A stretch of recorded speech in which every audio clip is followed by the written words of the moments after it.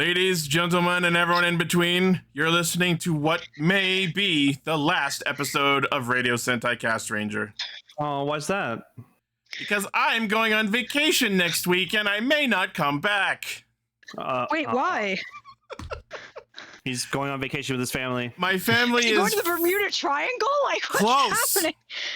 My family's taking me, instead of having like Christmas where we give each other gifts this year, our family decided that we're taking each other, all of us, like 30 of us, are all going on vacation to Punta Cana in the Dominican Republic. Random. Now, fun, right? Sounds like paradise? Remember, I have mobility issues. I require a mobility scooter to get anywhere that's more than fucking 20 steps away.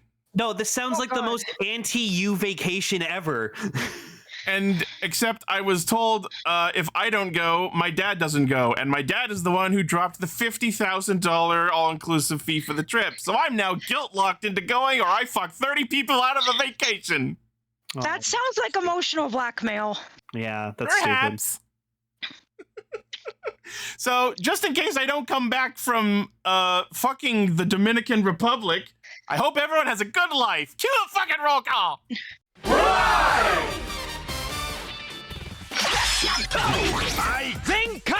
Connect. Loading. Broadcast. Perfect. Showrunning super savant. Level up. Bluecaster super Ichi. Loud and online. Greycaster, Robolane. A spark of courage, the power of dreams. Orange Caster, Global Soft Perka. Combining comedy and critique. On air since 2014. Radio Sentai Castranger. Welcome to Radio Sentai Castranger, episode 568. Episode Trubbish. It's episode Trubbish because I'm about to feel like trash for the next week. Hey, can I? If you don't come back, can I have your Oja caliber? No, geez, don't even joke about that. Don't. You're bad. Leave. What? I wanna honor Ichi's memory by having his most favorite treasured thing. Okay, Ichi's amused by it, but I'm not. Like, I'm genuinely upset. I'm genuinely upset. I love how out of everything I have, that's the one thing you immediately zeroed in on. Well, yeah, 'cause You you watch love his King sword. Ogre. Sure, you can have it. Do you think I'm gonna deprive your dead corpse of your Pro-Rider Blades figure art or your Shishin no Nagarlade? No. Of course I'm gonna drop him and put it in his grave like an Egyptian.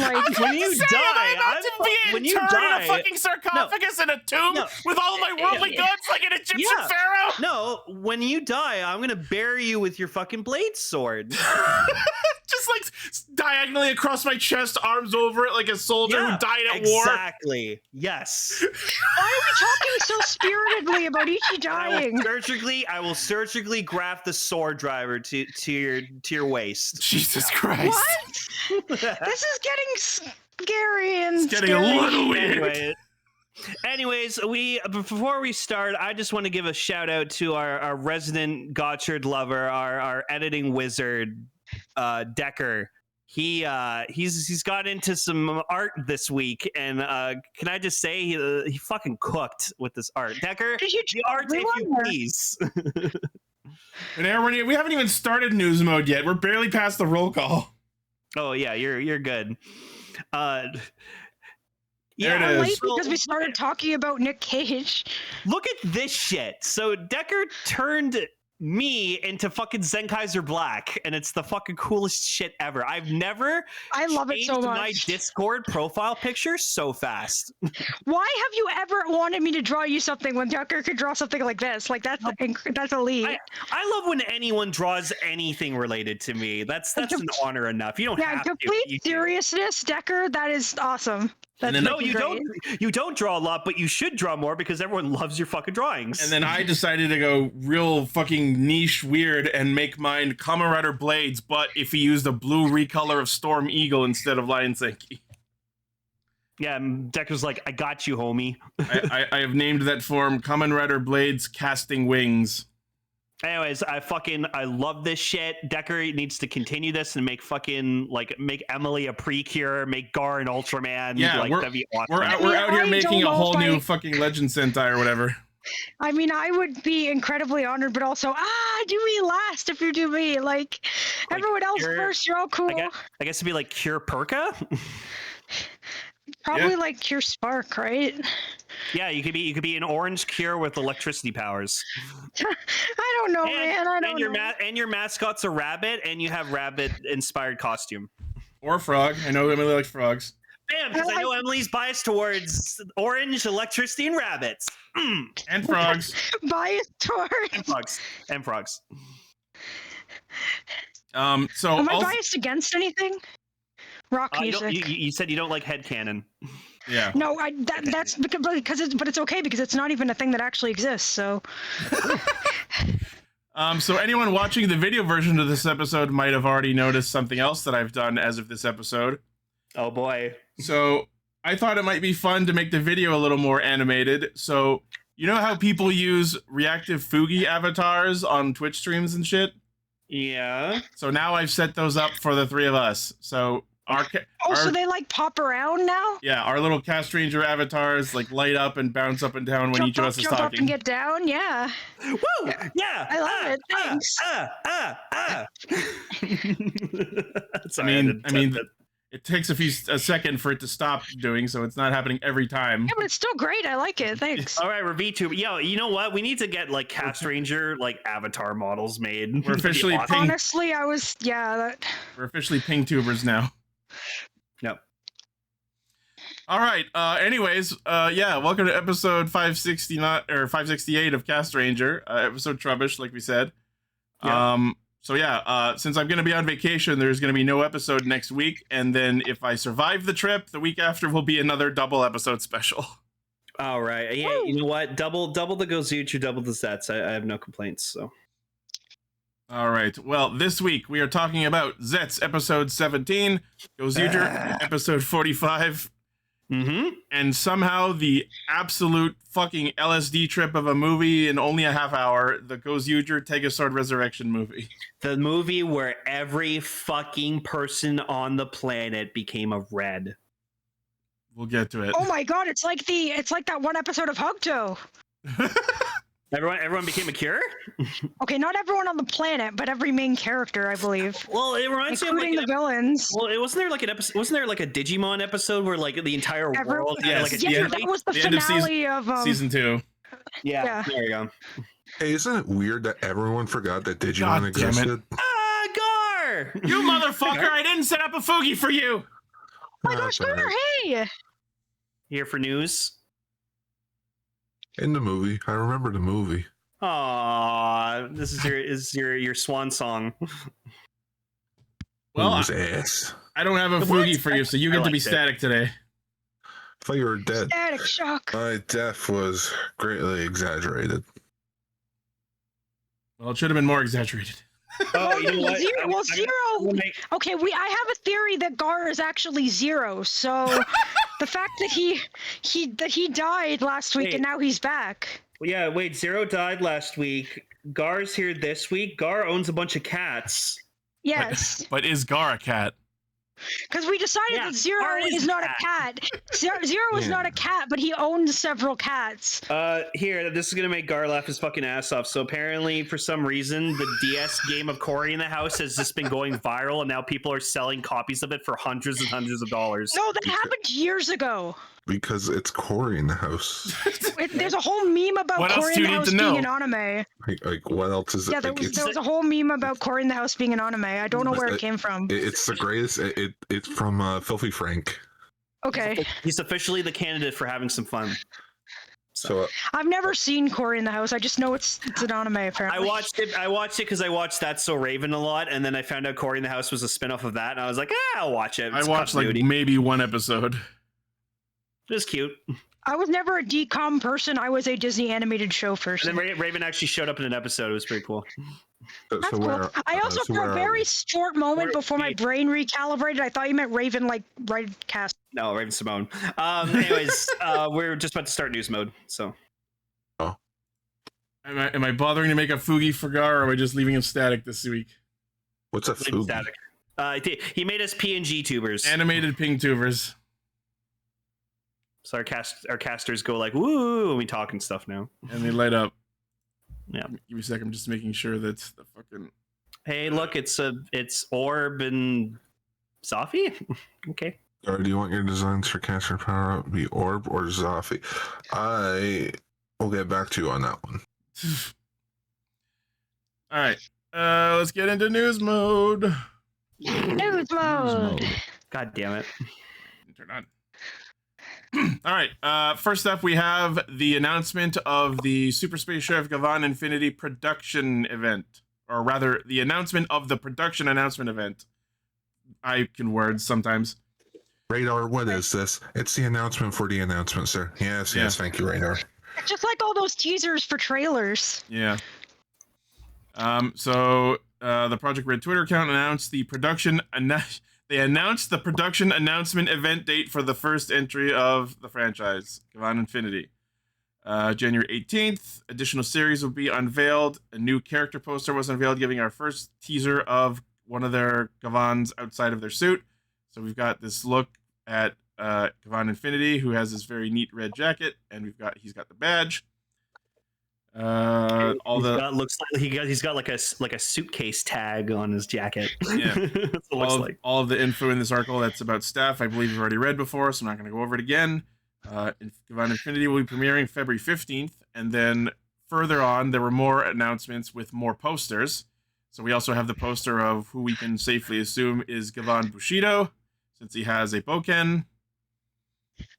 And then the most interesting part of this is the third poster of Gavan Luminous, who seems to be two people. Oh, do they fuse together? We have no idea. That's the assumption that a lot of people is that they both become luminous. But I like to think my theory is that they're a pair of twins that like share the power. There's so many theories going on. I don't know which I like better. It could be two separate users that share the power set. It could be someone who like switches personalities at some point. I am a big fan of people fusing together, so I hope that they fuse together. Oh. I just love this poster that shows the two of them, and it's basically like, what if we touch tips? We fuse together. I mean, we get a better look at their changer, which like I can't wait to get my hands on. Yeah, this was interesting. Decker shared this one tweet that apparently poses the idea that Infinity is a Super Sentai Red style Gavan.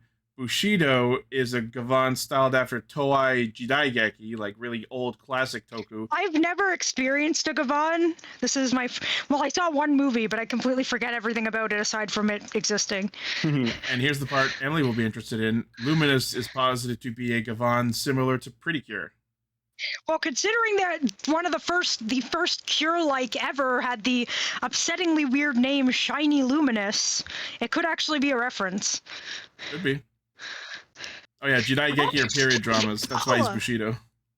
It's two people. Precure's original gimmick before it just became Super Sentai but Magical Girls was that it was two people who tried to transform together. Just like Sailor Moon Super S. That only lasted for the first I'm gonna say 2 seasons. I know Max Heart is the second season of the first one. I mean the first 2 teams. That was the gimmick, and then Precure 5 was third, and they were like, okay, we're just Sentai. But the fact that was the gimmick at the beginning, and this person is 2 people, maybe they need each other to transform. I don't know. The fact that one's wearing white and one's wearing black might be of note. Oh my god, they're a freaking Precure reference. I'm liking that, but also it's sort of weird, but also it's cool. I like the idea of them referencing different things. Yeah. Seeing what will stick. Yeah. Well, we'll find out tomorrow. Oh, it starts tomorrow? Oh, yep. No, the conference starts tomorrow for like all the information. The event, they actually give us some information, yeah. Yeah, the event happens January 18th, but that's Japan time, so for us it'll be sometime tomorrow. Yeah, tomorrow night. Yeah, tomorrow night, Oasis time. All right. Beam! Man, I had a dream about that guy. All right. I was gonna tell Gar about that, but I never did. I had like a really long and complicated dream about Ready Player One. Okay, let's keep going. Sorry. That's okay. So this is fun. Apparently, the actress who played Rita in Gozyuger is going to be appearing in Zeztz. Cool. Yuzuki Hirakawa will be appearing in episode 18. She plays a character called Kureha Miyamoto, who is a former high school friend of Nasuka. Okay. That's cool. In a post on her social media account, she remarked, "I'm very happy to be involved with Michiasa once again. Please look forward to next week's broadcast. This time, my face will be fully visible, lol." Yeah. Yeah, people are speculating she might be Agent 6, so. Oh, that would be fun. Well, then she just needs to show up in Ultraman and she'll be in the big 3. Yeah. Is that like the Toku version of an EGOT? Yeah. I mean, all 3, yeah. Yeah. But now I'm just thinking just Agent 6, Agent 7. Now I'm just thinking of the Buzz Lightyear movie, just Agent Z. That's stupid. I can almost imagine. Wait a minute, that's just 0, except 0 is a number also, so. No. Yeah. Bad Decker. All right. Very, very cool. Next. So there was an announcement that there will be a Gozyuger versus Boon Boonjer film. Yeah, I mean, they're the last 2 Sentais, so they might as well finish them off with a crossover movie. But Here's here's the the last Sentai's ever, I don't think. But... We also saw a spy shot of them doing the crossover. So here's my immediate reaction to this announcement. So what you're telling me is you had Taya's actor on set making this movie. But we couldn't bring him into another room for an hour and film one quick scene where the character hands off the King-Oja ring for Gozyuger? No. No. He's too busy. Yeah, they filmed it like a year later, so. It's okay. You can't just say it's okay. So yes, we have Gozyuger versus Boon Boonjer, and from the poster we see that Gozy Wolf is getting a brand new form where they have brutally kit-batched the Gokira Major armor from. Joke's on you, Ichi. That's not our Gozy Wolf. Okay. Another version? Yeah, apparently. It's Homestuck? Apparently, it's like a version of Horu where he's like got his shit together. Well, let's read the description here. Oh my god, here. it's employed Gozyuger Wolf. Employed Wolf. All right, let's take a description here. In the film, Taya Honda was competing in the Big Bang Grand Prix with Bundorio, Bunderis, and the others. The BBG gets suddenly interrupted. The universe's #1 monster, Universe No One. This is already off the rails. Okay. Causes a universe fusion, causing numerous parallel universes to begin merging. Oh, cool. So he's the anti-monitor. You would just do that now, and I could go live in Globalsoft's world. On planet Shaft. Pardon? The bitter demon. It was a thing in Boon Boonjer. Yeah. Okay, so it's not a planet where everyone is Shaft. No. The bitter demon beast galaxy circuit Guruma appears before Boon Red. Horutono rushes to his aid. Meanwhile, the Gozyugers, after meeting Origa Red and having collected all the Sentai rings, are on Earth where Universe No One is rampaging. The 5 Gozyugers stand up to him. Didn't they just say Gozy Wolf rushes to Boon Red's aid? So there are multiple Gozy Wolves in this movie? Well, there are multiple universes. That's what he said. That's what I'm saying. Maybe what they mean by the 5 Gozyugers, they mean the other 5, including Mashiro. Yeah, because there are 6 Gozyugers. Yeah. The unexpected Boon Blue, Boon Pink, and Boon Black appear to help. However, the No One is strong, and the 8 are quickly put in peril.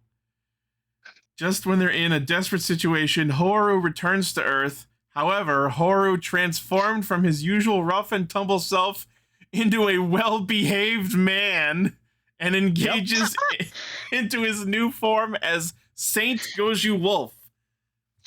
So it's Magi Ranger. Employed version. Yeah, so it's literally Horu, but he got his shit together.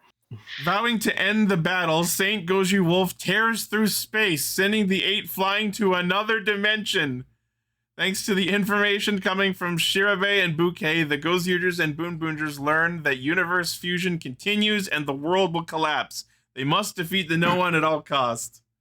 See, I love it. And now, That feels like they just gave away the entire plot, though. See, this horror. Well, it's a crossover movie. There's simple plots, but I like now this new Horu. Instead of doing his circle where he's like, "You're my prey," now he makes a heart. I saw Oh my that. God, that's so corny. I love it. I saw that, except if you look real close at that image and look at exactly the shape his fingers are making, it kind of looks like a cat.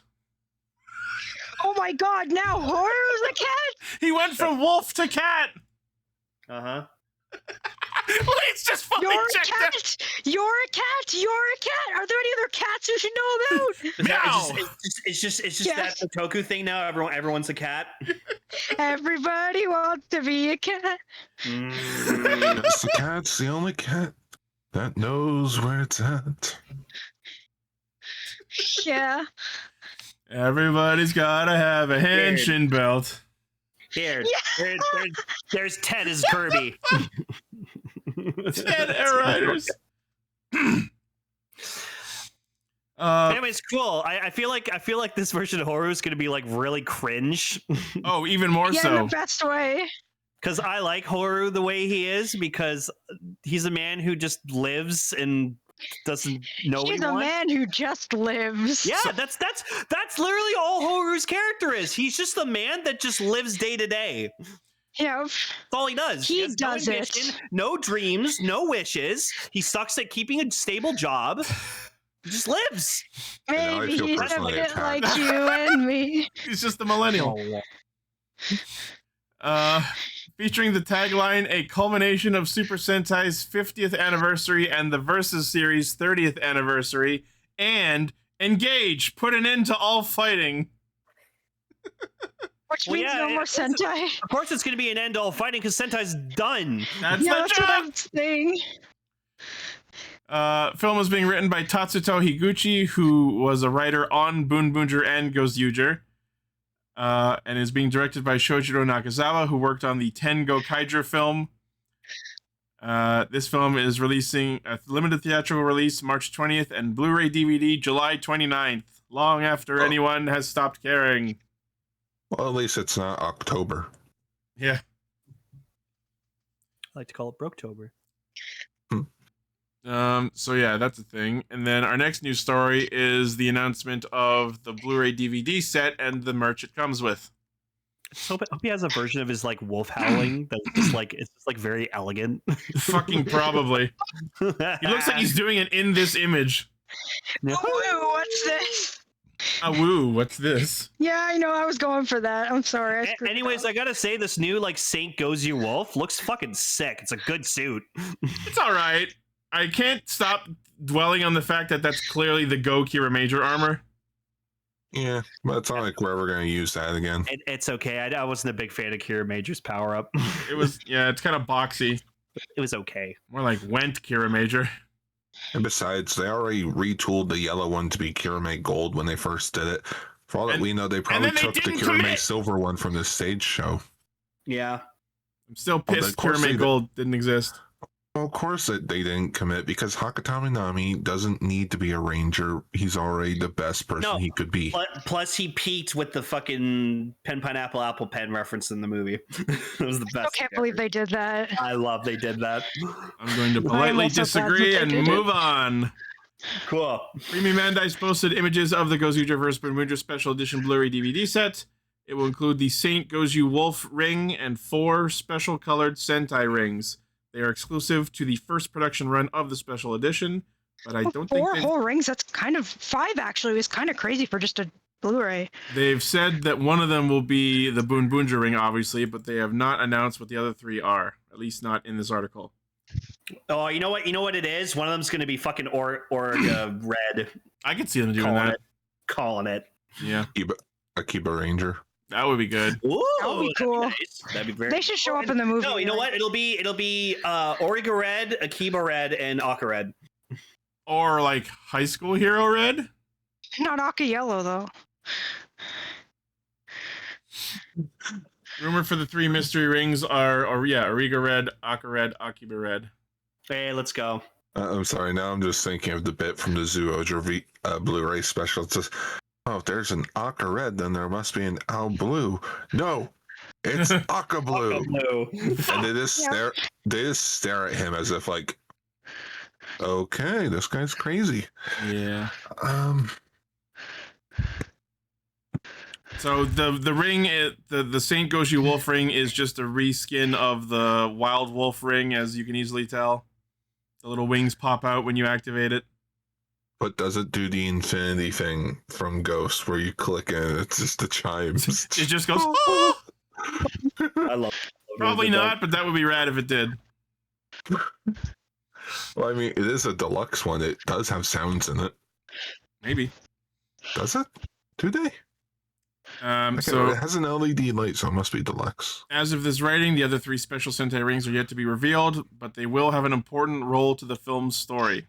Interesting. Oh my god. Imagine Akiba Red shows up in it. That'd be awesome. That would be a fun note for Sentai to go out on. That's what I'm thinking. Oh, wait a minute. I just realized 3 other rings. Probably going to be Akiba Red, Akihiro, and Kyoryu Red Brave. I did say a hero or like High School Hero Red earlier, so yeah, maybe. The High School Hero. Premium Bandai web exclusive set, 14,300 yen for the Blu-ray and 13,200 yen for the DVD, releasing July 29th. Very cool. Cool. All right, and our last news story, I will let Emily take the lead on. Go for it, Emily. Oh yeah. So they officially announced the next Precure season. We have, I think we got the title quite a while back, but we have Star Detective Precure, which has its first trailer, its actual visual posters and stuff, and its voice cast revealed. And the plot, which as many people guessed, is about time travel. The synopsis reads as such, translated. Anna, or Anna, I think it's Anna, Kechi is a 14-year-old second-year middle school student living in Makoto Mirai Town. Guided by the fairy Pochitan who appeared in her birthday, and a pendant in her room, she time-slips from 2027 to Makoto Mirai City in 1999. There she meets Mikuru Kobayashi, a 14-year-old girl who dreams of becoming a detective. Amidst all this, an incident occurs? Something seems to be in trouble after having something precious stolen. Is this the work of phantom thieves? We can't just ignore someone in trouble. Driven by that feeling, Anna and Mikuru transform to Detective Precure. Detective Precure protects everyone's smiles with their deductive powers. That mystery? Kirito case closed. And can Anna return to her original time? On it now, there's going to be a Deno collab at some point. Can I just talk about the names of these cures? Because like that's what's interesting to me. They're very good names. So we have our first cure is Cure Answer, so that's the main cure. Also, this is the 3rd season, or possibly 4th, depending on if you count Cure Black as a black cure or a pink cure, with a non-standard leader, because the leader is purple and pink is the secondary. Yeah. So then the second cure is named Cure Mistake. I'm like, okay, Cure Answer, Cure Mistake. It's like mysterious because detective. And the last one of the weirdest cures ever, Cure Arcana Shadow, who is apparently actually on the evil side, but is a cure from the very beginning. Yeah, and then there's just Curie Claire. Yes, there are already rumors flying that they haven't announced her because her character is a twist somehow, but I don't know why they've announced her then at all. But probably one of the most interesting characters is this guy, Jet Senpai, and his true form is this little fox fairy here. And he's basically Human Tails. Okay. He's the tech genius who runs their lab, and he's actually a little fox. That lab coat is way too big for him. I know, it's great. I love it. He's voiced by Yuki Kaji in Tegasword. Yep.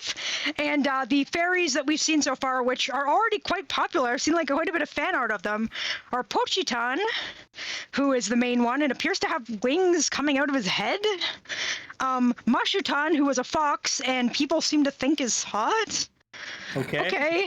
And Shushutan, who does not have a voice actor listed, making some people think that Curie Claire is actually Shushutan. But I think they could pull it off without doing that, because for every mascot and fairy where it's the same one I can think of, except for like, no, not everyone, but for most of the most recent ones, they've had different VAs in human form and in mascot form, which is dumb. I wish they kept the same voice, but Where's the baby character? The baby. he's right there. His name is Jet Senpai. That's not a baby. That's not a baby. That's a boy. That's a baby. What I've seen, is everyone on the intro, on social media, freaking out because they're already shipping Cure Answer and Cure Mystique, and I'm just here crossing my fingers. Mystique is her mom. Mystique is her mom. Mystique is her mom. Wreck them. In a show where someone travels back to the past, it's absolutely gonna happen. And I just please stop assuming this stuff about characters who are almost certainly straight. The thing there's is, a 0.111% chance. The funny thing is there is one canon gay couple in Precure, and it was written by the same person. So the thing is, they're gonna have to have a reason why the two characters' last names are different, because I remember that the last name being the same between women of different generations was a thing because of shows like Sailor Moon. yeah, I don't know, but I'm just really that sounds so mean, but I want people to not do that. So for it to end and be like, boom, you guys were shipping incest this whole time. Feel dirty. Wow. Unfortunately, the problem with that is there is in fact People going to are be gonna like that more. a non-zero amount of people who go fucking yes, please. You know how many people Meet the Robinsons? You know how many people ship the two main characters of that, despite the revelation? A lot of people. Not zero. I just don't look at this Cure and just go, yeah, that just screams a Claire. Apparently, there are actually character descriptions out, but they're not on this article. But also something cool I noticed is that Anna, her general style of both her outfit in both civilian and Cure form is very modern. But then if you look at Mikuru, both her hairstyle and her Cure form look like an old school magical girl. That feels pretty intentional. I love how clever that is. If they didn't do that, it would be also these guys. Let me just quickly look something up. Detective, the dolls they did for these. Unfortunately, I love how much Cure Arcana is giving me Nanoha Evangeline vibes. Oh yeah, you're not wrong. Detective Precure doll. They did dolls for these, like Barbie style dolls, and there were people online who were saying it's like Toei was like, just try to do this hair. Sorry, I got the character name wrong. I was thinking of Fate from Nanoha. Oh, their changer's like a watch. That's cool. Yeah, their changer is a clock. Because time. Man, all the merchandise stuff is out too, and I didn't have a link to it. But yeah, their special transformation device is a clock. Their gimmick items are jewels. That makes sense. Yeah. Okay. Dolls are creepily cool. Yeah, but just the hair. It's just like they designed this hair and they were like, Toei, try to make the hair. For half a sec, I was like, why are their changers like rotary phones? But then I realized they're pocket watches, like a detective would have. Oh, yeah. Detectives have pocket watches? Yeah, sure. I mean, All the famous ones do. Yeah, like Sherlock Holmes probably had like a pocket watch.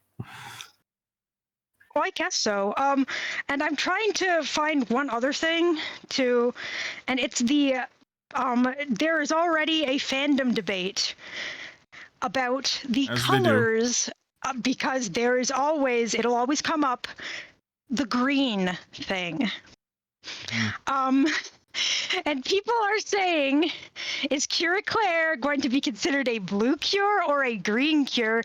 Because if you look at her from behind, her hair gradiates into green.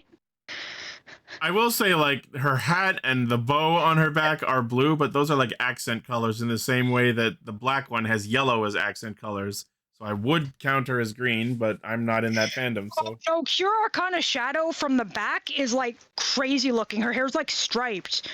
I'm trying to find the back views of everyone. If anyone can help me out here because I'm an idiot. Site. because they're on the website. Okay, I think I found it. Because it shows like the back views of the characters on their like character profiles, and the hair from the back is like really weird. Yeah. In a good way. Oh, cool! It's like all Flash. The site. I mean, it's not Flash because they got rid of Flash, but like you can see the back of the characters. I'm just gonna click on Curie Claire to get her back view. And her Just gonna leave that one alone. back. You know what I mean. Stop it. And there is the forbidden color on the back of her hair there.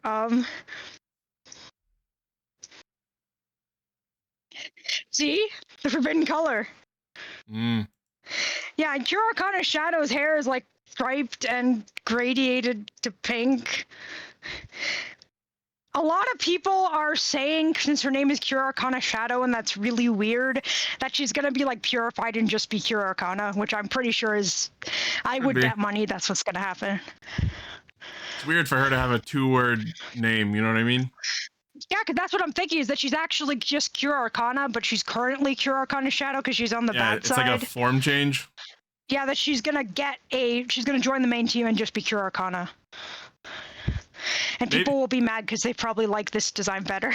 Maybe what I think could be a possibility that would be neat is sometime like Cure Arcana Shadow could be like a between form. Sometimes she shifts over to Cure Arcana, sometimes she shifts over to Cure Shadow. That would be cool. It would be interesting to see a pure dark version that's just Cure Shadow. Maybe she does that in like one episode, like before they put her over. Fix is not the right word. You know what I mean? Reform isn't either. Purify. Because from what I've heard, it seems that she bio says she is with the Phantom Thieves but has her own agenda.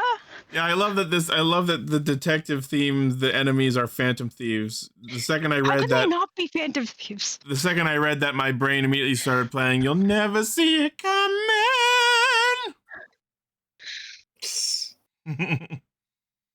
Anyways, this looks interesting.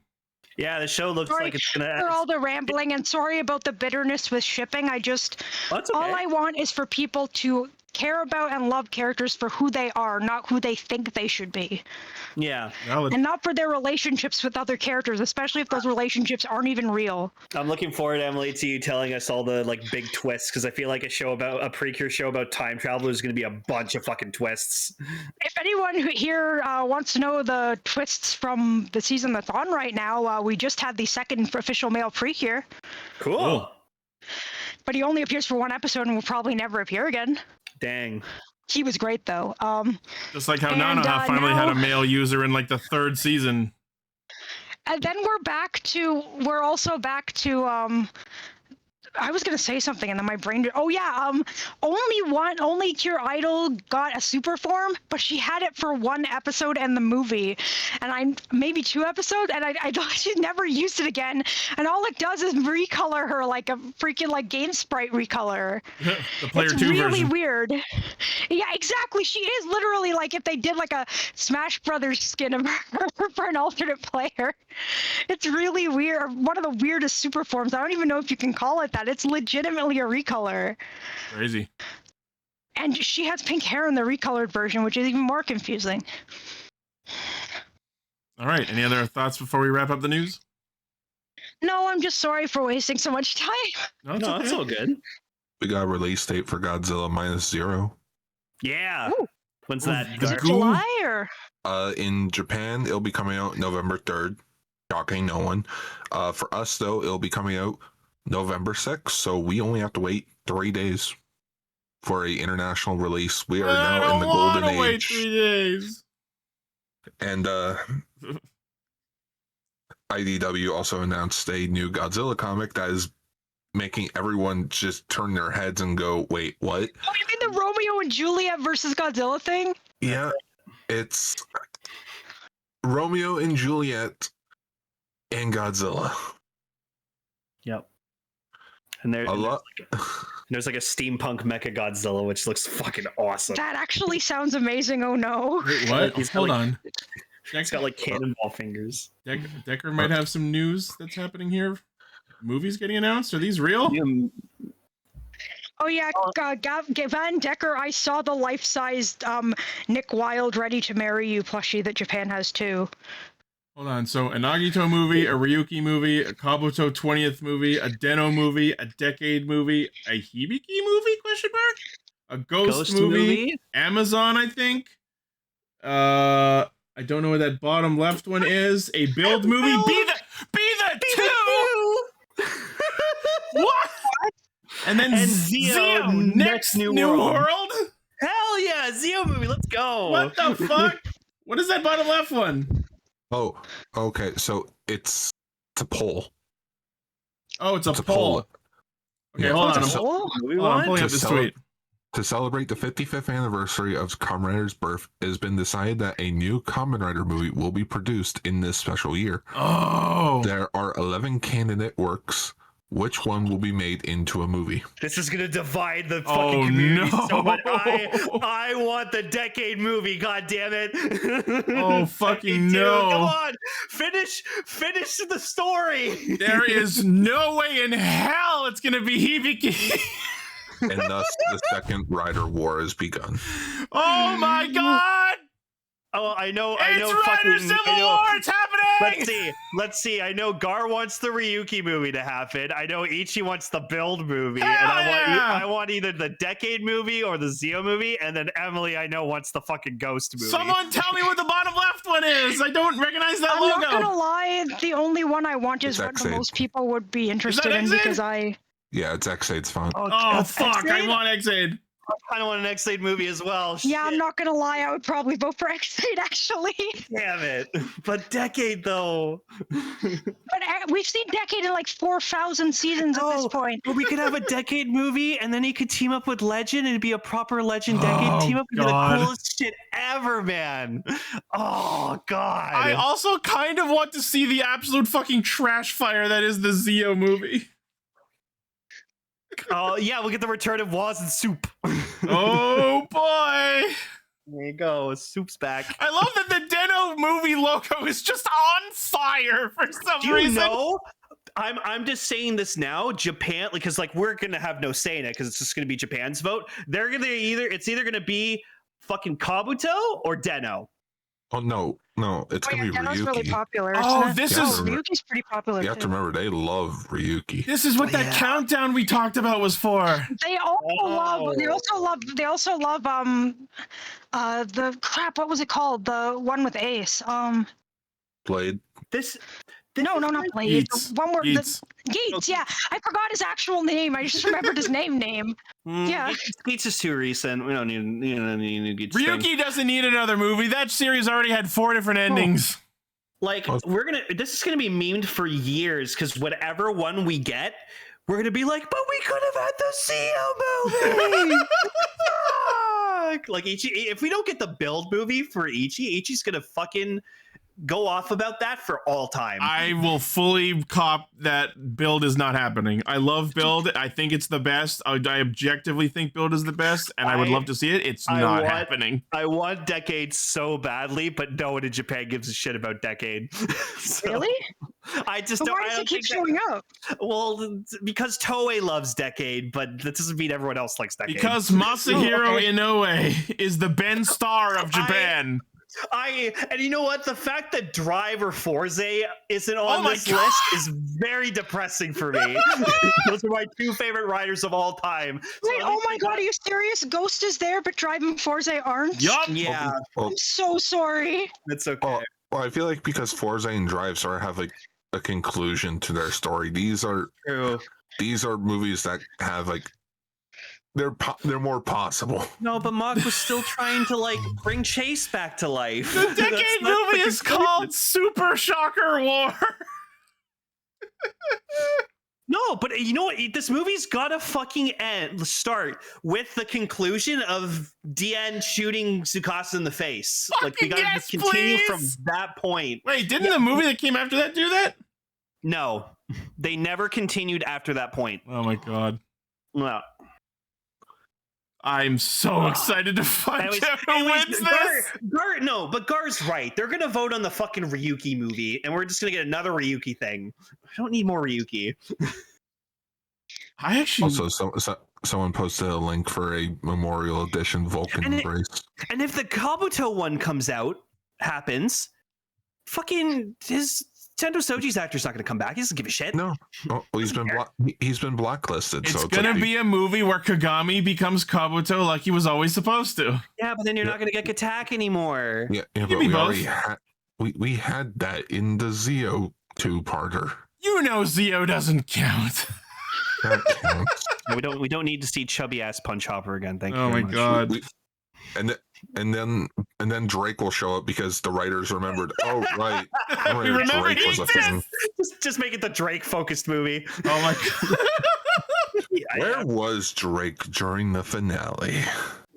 Because he was supposed to be a one-off character, and then they just didn't realize they wrote him into the ground. The Kabuto movie will start with Sword coming back to life fucking somehow. Anyways, Decker, it is your job to keep an eye on this shit, and we'll find out who wins. Fucking Yeah, no, we're Amazon not going to get Psychic War? No, as much as I would love more Amazons, it's not going to happen. That's done. I mean, Is that Amazon or Amazons, by the way? I don't know. Amazons. Okay. It would be Amazons. Yeah, it would be Amazons. I recognize the little twinge on the first character. They wouldn't have the Showa era Amazon come back. Yeah, well, because even in Decade, the Amazon we got in Decade was like family friendly Amazon. Actually, you know what? Just to go on a tangent quickly. Mm-hmm. So, I think it was Wednesday or Tuesday. It was Tuesday night. We're all watching the Boom Boonja versus King Oger movie here, and my sister messaged me out of nowhere. She and her boyfriend have been watching Tojima Wants to Be a Kamen Rider. Mm-hmm. So she asked me the question that made us all laugh. Hey Gar, who is the strongest Kamen Rider?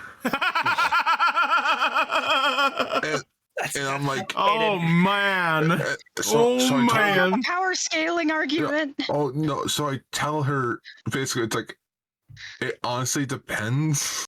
Do you have 90 minutes? Oh no, and I told her like some of them are as strong as gods, but in some movies them actually God. Like some of them are literally as strong as God, but then they get slapped around by a superpowered monster because the writers demand it. And then I bring up the whole Kuga Ultimate and Poppy situation that we had, where apparently, as those who don't know, stats wise, Kamen Rider Poppy is statistically stronger than Kamen Rider Kuga in his strongest form. Not a single day in my goddamn life have I ever once put any stock, faith, or belief in the fucking bullshit stats that they've posted. No, the only time I paid attention to the stats is just like, oh, how many tons of pressure do their punches do? Oh, Kabuto can punch up to 10 tons of pressure. Like, that's it.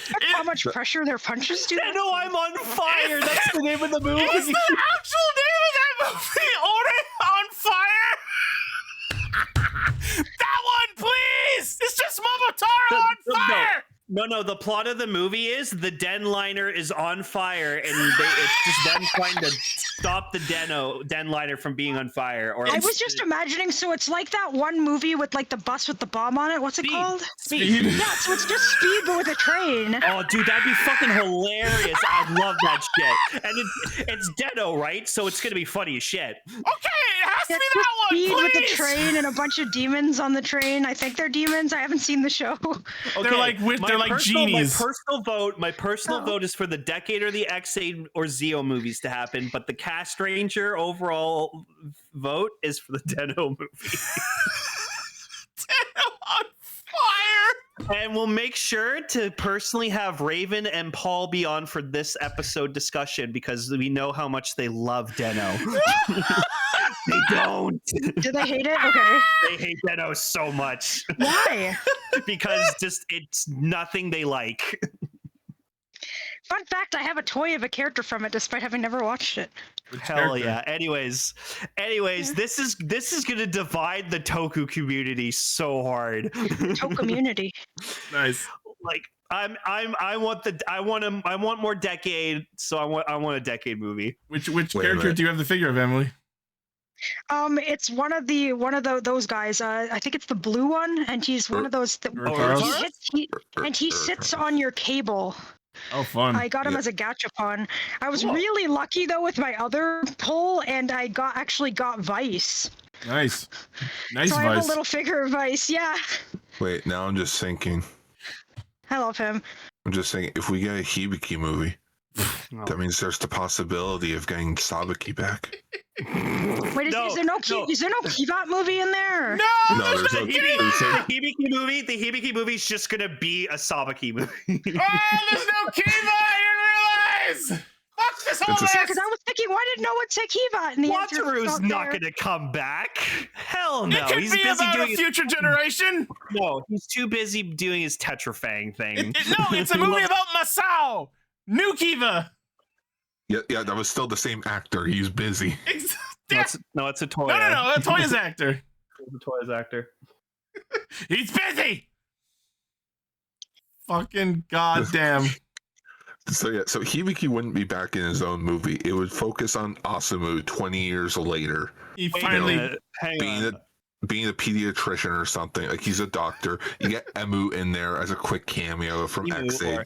Actually, you know what? I just realized there's no Reiwa in this at all. Oh, no. I was gonna say earlier, where's my Saber movie? But I will admit the Trio of Deep Sin movie was kind of fire. Oh, that's not a Hibiki movie. That's a guy movie. Oh!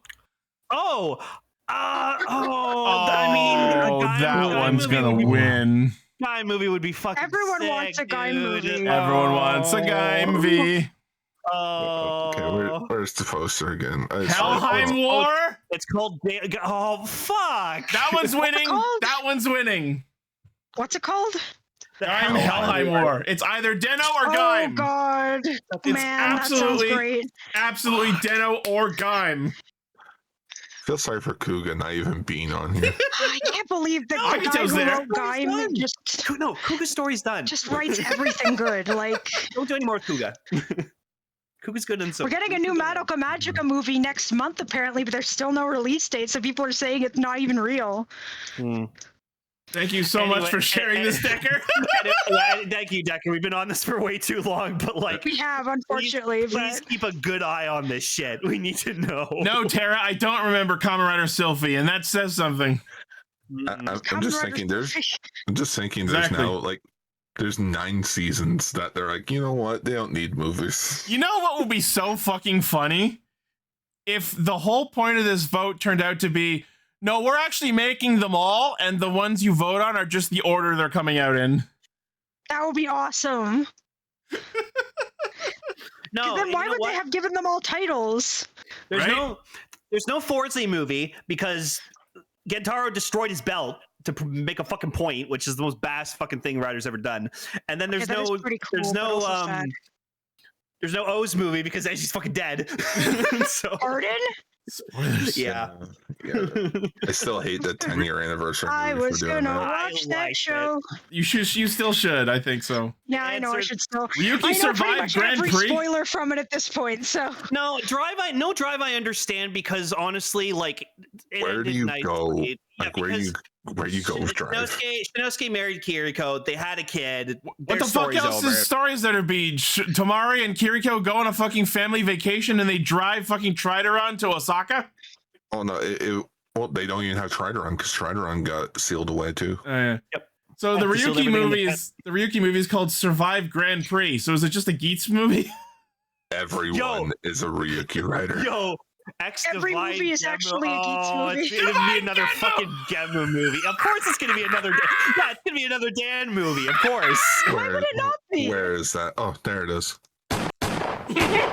Oh no, he died. Yeah, no, that the guy that doesn't have Gar's vote. He hates Genmu. That's all. No, you know the trolls are gonna fucking vote for the Genmu movie. I can't fucking wait to see how this turns out. I'm so excited. I'm excited for what we're gonna get, and I'm disappointed in what we won't get. Right. If Zio ends up getting the movie, it just has to be Waz coming out and be like, "We win." Closes the book.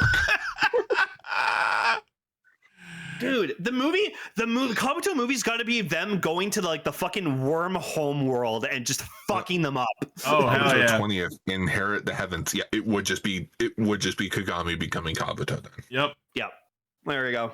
Yep. All right. Anyways, we got to move on to Zeztz. This has been great. We could talk about this for fucking ever. Yeah, we could. Anyways, I'm on it. Good morning, Thank you, Zeztz. You stabbed me in the heart last week, and now this week you just twisted that knife a bit more. Not only is Zero not in the opening anymore, when the fucking shot of the name of the mission shows up, Zero's voice is not saying it anymore. That destroyed me. He's just No, that made me so sad. I paused the episode and I just sat there for a good minute just being like, oh my god, he's gone. He's gone. He has become Zero. However, there is currently an empty corpse spike and his memory inside one of those Skylanders Imaginators crystals. He gets back to the fucking hideout. So they're gonna combine the hard drive with the corpse spike, and he's gonna come back. Hold on. Pieces. We'll get to the thing, but just like the fucking first thing we see where Baku finds out that Zero died by walking into his headquarters and seeing a fucking pile of exploded parts on the floor. I don't know how it happened, but some energy in the dream world consciously decided to take Zero's fucking robot corpse and beam it back to home base in fucking pieces. No, this is like some Matrix bullshit. If you the body cannot live without the mind, so the dream version of Zero was destroyed, so hence the physical version of Zero is going to be destroyed too. Yeah, that's the thing. Like, this is like Zero's equivalent of all the Black Case bullshit where when something bad happens in the nightmare, it happens in real life. So Zero was fighting Odaka in the dream, but his real life body, the bike, in the real world version of the headquarters, was just sitting. I fully imagine the bike is just sitting there, nothing happening, and then all of a sudden, explodes into pieces. I'd find it hilarious if Zero, like in the real world, was like on like the top floor, like near his desk, and then just like when the dream Zero's like falling, he just trips over to the into pieces. Like a fucking Lego creation that someone slipped out of their hand, just whoops. Oh yeah, Terrible. if you still made like your rider shorts, you just have one where like Zero falls to the ground and you just make the Lego death noise, where it's just that'd be the funniest shit ever. But so I love that it cuts to like Nox and the lady's just like, I told you not to fucking kill him, and Nox is just like, relax, it's just a remote controlled fucking puppet. I have his memory unit. Fucking get your information off of that. And I'm just sitting there like, yep, it was just a robot suit. Wasn't real. He's still out there. He's just biding his time. I'm like I would not be surprised if Zero doesn't show up again until like the fucking very end of the show. The fact that they've bothered to remove him from the opening says he's going to be missing for a while. Yeah, no, I'm so I'm just gonna be sitting here for the rest of this series. Like, I'm still loving it, I'm still enjoying it, but I'm like, I want Zero back. And Emily's right. Back. The fucking memory core that they pulled out of him looks like something you'd buy for Skylanders. It looks almost exactly like an Imaginator's crystal. Yeah. Yeah, I remember those. I still have mine. I remember I was at your house because I didn't have the game. Let us know in the comments. What's your favorite Skylander? Mine was Prison Break.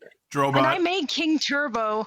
Man, it's hard. I used Cinder a lot. I have no idea why her catchphrase was bolts and lightning, though. My two favorite Skylanders were Prison Break and Cortex. Also Bowser. He doesn't count, but he also super counts. Yeah. Anyways, so this apparently this thing Nox pulled out of Zero is like contains all of, I guess, the recordings from the robots that of Zero's conversations with anything. So they described it as his memory unit, and I'm like, why would a remote controlled robot need a memory unit? But I guess like as Zero was doing things and interacting with things, this thing was like recording the data of everything that he was doing. I'm just imagining Zeros, like the real Zeros, just in a room that reminds me of like the architect from the Matrix. It's Fully. just like this giant fucking room. It does look with like just that. Screens everywhere, like looking into like the base and like all the like people's dreams and shit. Like that's just what I'm imagining. I am Zero, but please call me Larry. That's a reference to an MTV Movie Awards bit that still kills me. And boys, go run the shit out of that Go show. host the shit out of that show. Bam.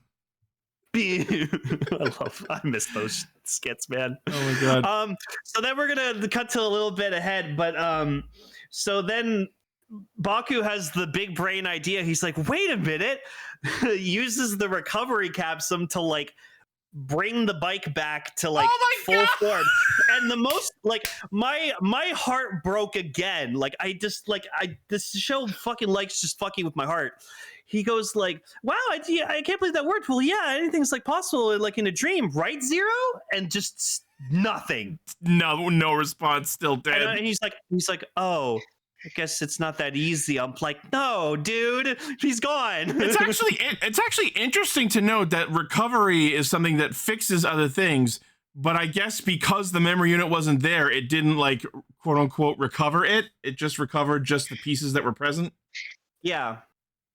Yeah. Because probably the memory unit is like where like I'm just gonna say like the in quotes soul of Zero was. It was like the module by which he was remote controlling it. Exactly. So without the memory unit, Zero isn't in there. Yeah. Technically.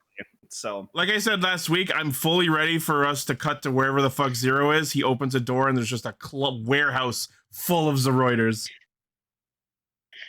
I will say this now, and I'm not saying it just because like I like Zero's my favorite character, but like in terms of like design and everything, honestly, the Zeroider is like my favorite like rider bike.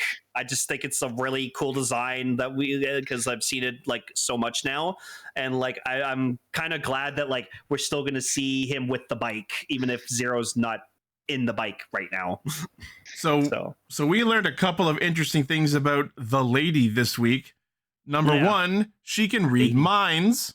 Apparently, because she read it's interesting. Rebecca's mind. I wasn't here for her introduction, but she just showed up last week. Fans in this chat, because the villain of the first game of that, which it notably takes place in a parallel dream dimension, is also named the Lady and is a mysterious Asian with mind powers.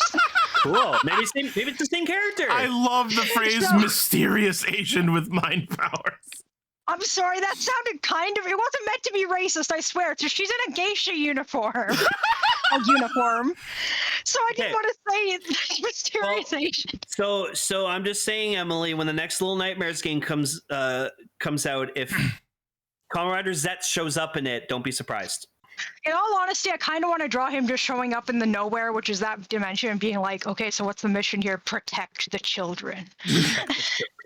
And the second thing we learn about her is not only can she read minds, but she also has the ability to fucking hypnotize people by pulling a fucking Men Talk the Mind Taker.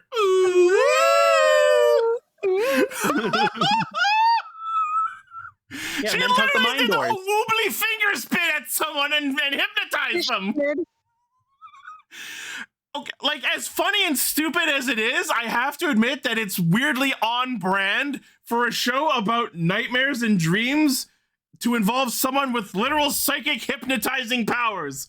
You are getting sleepy. So are we saying that the lady is the true epitome of the mind vagina? I hate that sentence that you said so much. I'm beating you with my mind vagina. That wasn't the line, but close enough. Oh, okay. He's referencing a Game Grumps bit where it's Eggman talking about Gamma, and it's like, I birthed you from my mind vagina. That's it. That's right.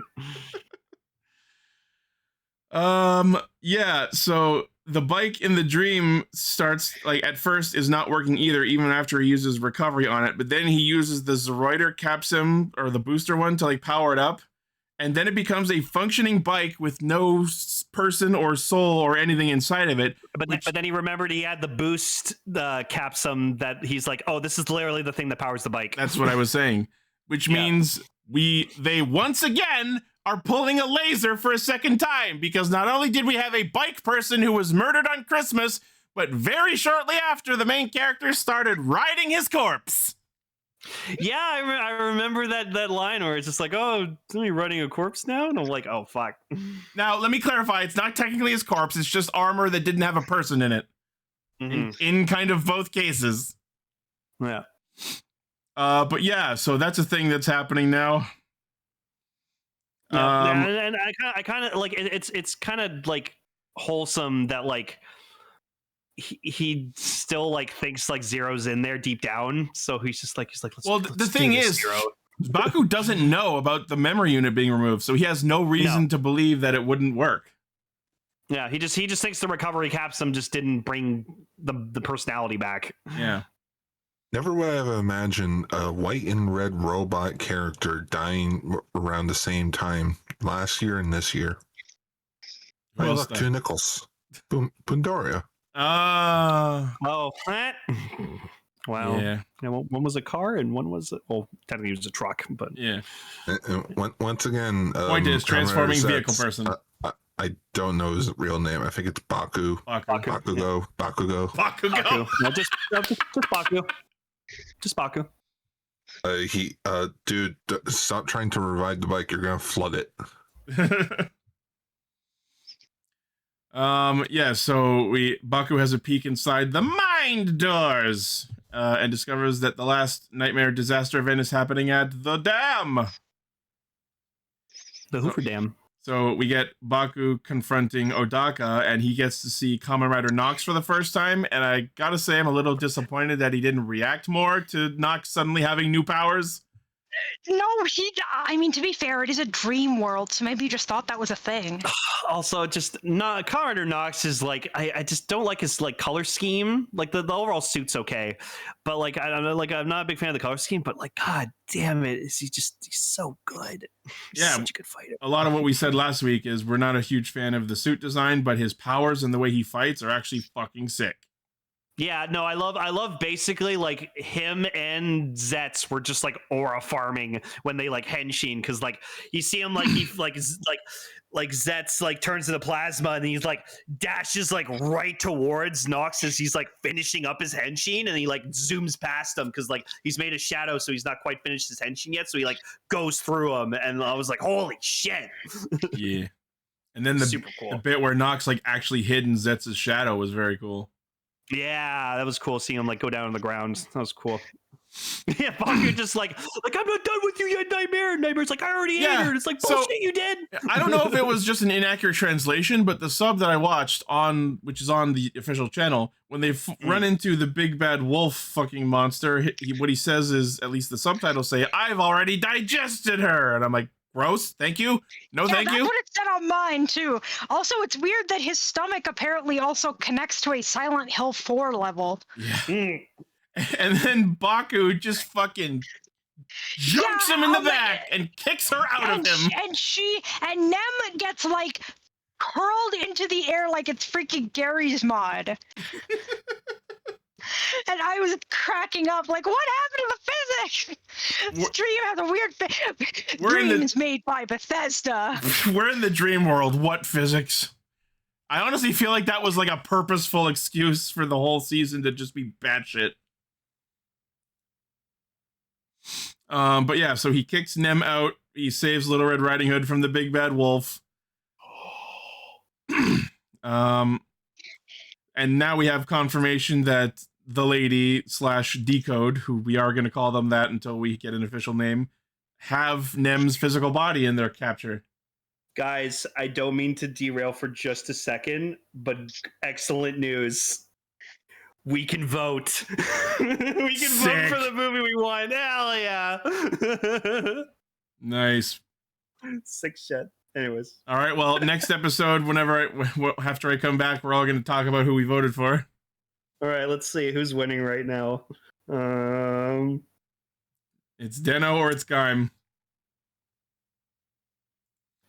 No, surprisingly, right now Kabuto is in the lead with 33%. All right. Ooh, not by a lot.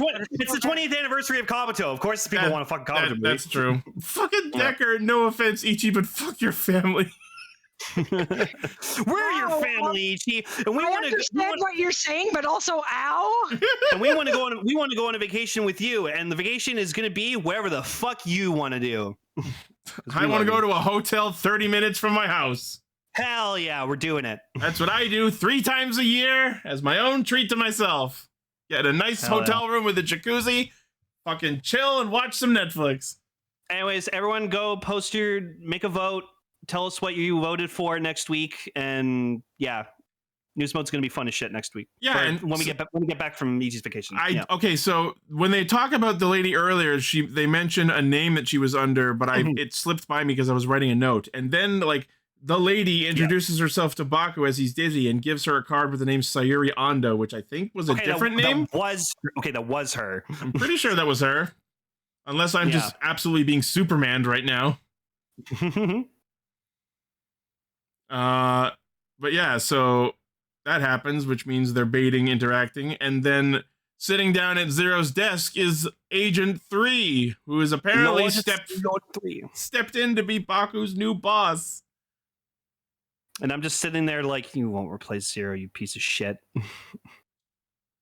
Like every time this guy's on screen, I'm just gonna look at him and be like, I like you know that gif of Fry when he's just like clenching his eyes. Like that's me with this guy. The word is squinting, but okay. Yeah, I know what you're talking about. Clenching his eyes.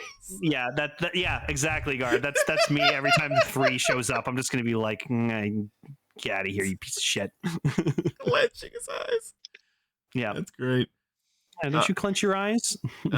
Only when I'm talking about Dawn Brothers. Dawn Brothers.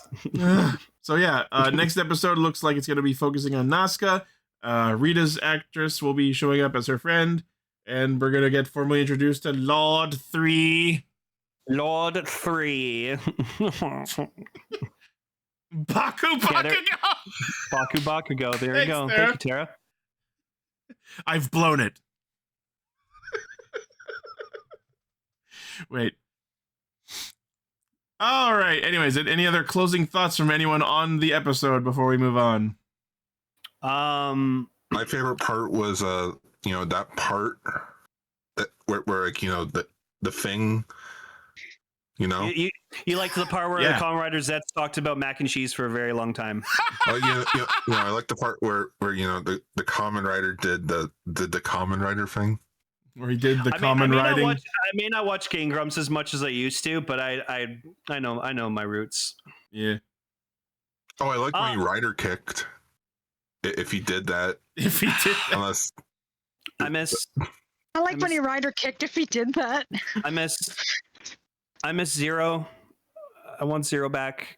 Bring back Zero. Oh, Lane, they can't have 2 Zeros in the Bandai market at once, all right?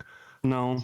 We gotta do Ultraman Zero's 15th anniversary movie, then we'll bring Zero back. Fuck Ultraman Zero, he had his moment. Actually, now that I'm thinking about it, I wonder if anyone's taken Zero the motorcycle and decked him out into Ultraman Zero colors. No, I'm keeping my word. They're making a figure arts of the Zeroider, and they're making a figure arts of Zero.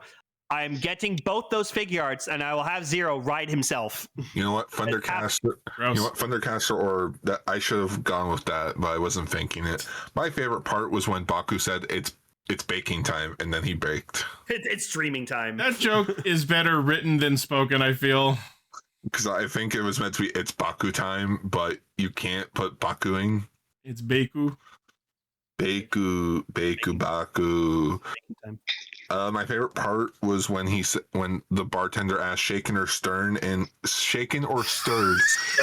he said, "Does it look like I give a damn?" Yeah, nice Casino Royale reference. Oh, thank you. Yeah, I know my Bond movies. Anyways, bring back Zero, please. Cock Ranger time. Or else. Don't make.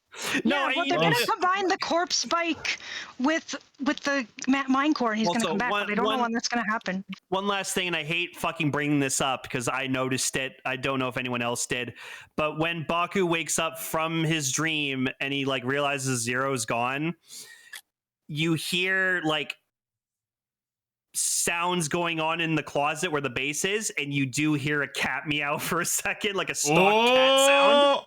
I didn't notice. I'm sitting here like, no. They fucking didn't. I'm sorry if I did that. No, it's okay. No, I think Decker started that, didn't he? No, I was the one that started the cat thing. Like, what if he is a cat? Oh, fuck you. Anyways, no, he's not a cat. Anyways, engage.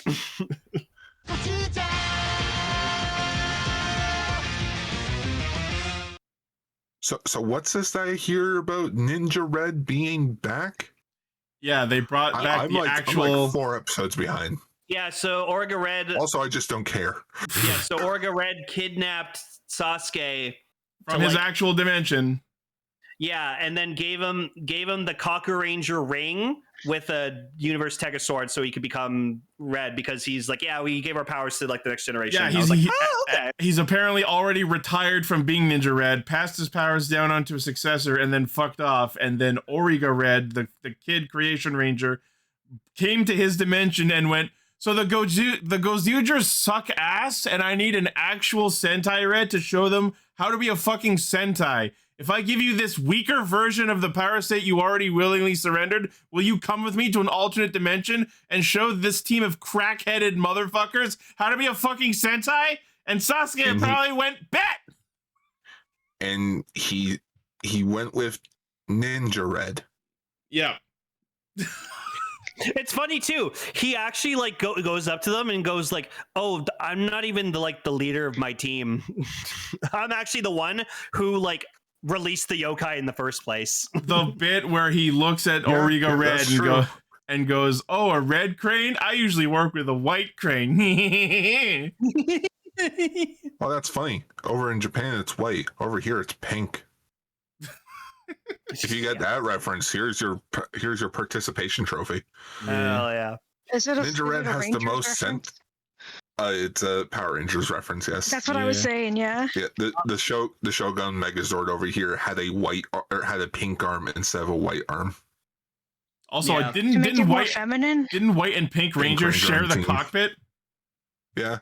Right. So yeah, there's like the mock-up team Sentai. So apparently the kid has ideas for other like members of the team. That's not bad. That's cool. I hope they talk to him and don't just ignore him forever. Well, we showed it last week, but he got to have a picture taken with Origa Red, like in the actual suit. So oh my god, I would have peed my pants. Yeah. Just on his way back home, his mom's like, "Well, what do you think? They didn't get his changer right. And his wings were awful." Just if you want to know an instance where that actually happened, not even a joke, when the person who won the contest from the show Blue Peter to get their monster on Doctor Who saw the monster in person that they had done up the costume for, he was super pissed because it was supposed to be the size of a bus, but it was just the size of a person. So he was just not happy with it. So no, that has actually happened. Crazy. Guys are arms dealers? Yes, we deal in arms. So I am an arms dealer. So then Orga Red gets like visited by Tegasword, and he's like, "Oh my god, Tegasword, I love you. You stopped the war and everything. You're such a big fan. Thanks for everything." He's like, "Yeah, thanks." Also, like where the fuck were they? Was this like the origami dimension? This looks like the background of a fucking like stock soup special Hisatsu attack. I wouldn't be surprised if he's from like Origami World and like in the Zenkaiger universe. Fucking maybe it'd be Zenkaiger multiverse if that. Yeah, right. I was thinking about Origami World for Zenkaiger too. Yeah, everyone's origami. Everybody. Just paper cuts everywhere. Yep. Everybody was origami. So Origa Red like complains to Tegasword. He's like, "Why the fuck did you pick this guy to be the leader of your fucking team?" And he's just like, "Trust me, young one. There's a reason why I picked him. There's a simple explanation for this." Yeah, and the funniest thing about that is I don't think there was ever an explicit answer to that question. It just Why is he your leader? Well, first off, they all are all on their own. They just called a truce. I'd like to believe he chose Horu because he's literally like, he's a man who has no ambitions, no dreams, no wishes. So he's like, oh, maybe if I make him Gozyuger Wolf and I make him the leader of this team, he'll like grow and learn to have a dream or ambition. So listen, it was point. Listen, it was either you or that guy over there who kept demanding to be a Power Ranger. I'm going with you because you're not screaming your lungs out. Damn, a Speed Racer Flubber reference now? So then Perfect. Sasuke shows up at the bar, and he's like, okay, guys, I know how we're going to sell all this shit. We're going to have a yokai #1 contest, and we're going to see who's going to be the #1 yokai. I love how that whole scene felt to me like... Watches out. Yeah, I was gonna say, and Jibanyan wins. That whole fucking scene felt to me like so Sasuke showed up the other episode, and they did all that, and then between episodes, Sasuke was like, "Oh right, weren't we supposed to do like a battle or something to see who gets my ring? I guess." So he just walks into the bar and goes, "Fuck it, yokai battle." Oh, they're all Kaku Ranger references. That's of course cute. they are. That's adorable. I love that. I mean, they are just yokai, but I mean, Kaku Ranger being a year-long show would have had a chance to do almost every yokai possible. I will say though, Ryugi did have the best one of all of them. The fuck? Okay, I can't tell who's who. So Ryugi's the Kappa. Yeah, the Rikuo's the cat. Freaking the cat. Haruka was the long confirmed. neck woman, and she was making very weird noises, and I was not comfortable with I it. don't know if those are actual noises any Rokuro Kubi makes, so I think that was entirely the made up. actress decided to channel full Haruka brain with the whole woo! And I'm like, no, please. I still think they should have gotten someone else. Yeah. Yeah. And then freaking Horu just comes over with like a sheet, Oh my like a god, weight sheet over I his fucking head. died! He's Everyone like, has these well-designed, well-thought-out costumes, and Horu just walks out with a fucking dish rag on his head! And he's just like, I'm a ghost. Ooh. Ooh, I'm a sheet ghost. Fucking spooky. And then they all the other Gozyugers all pile over him, and they make him a better yokai costume, and he's like, oh cool, you guys didn't have to do this. Sasuke's like, see, you guys are helping. That's so nice. That's what a real team does. By the way, I think my vote for this contest actually goes to Mashiro, because that Yuki Onna he dressed up as was not only actually awesome, but he looked like fucking Helba from Dot Hack. You know what? Okay, first off, he's giving me very Jason Voorhees vibes from the first Friday the 13th. Yeah. But it's also giving me Dino Charge vibes, where Chase made every ranger the same costume for Halloween. But it led to a good, Among Us story, because one of them became a clone, and it's like, well, hang on, we're all wearing the same costume, so who got abducted? Ooh. Yeah. Oh man, that killed me. So anyway, Vidal starts attacking again, and accompanied by his various mooks of random sentais. And I believe this was the first time we started hearing the noises made by Origa Red's sword. And what the fuck are these laser-ass sounds that this Origami Ranger's weapon is making? No, hang on. Describe these sound effects to me. Oh, I remember. It gave me the vibe of bootleg lightsaber noises. Yeah, it was kinda. Or was it Didn't sound like a gun. It sounded something like a laser, but not like a lightsaber. Give me a second. I need to just channel my autism powers. I just need to hear the sound and I can repeat it.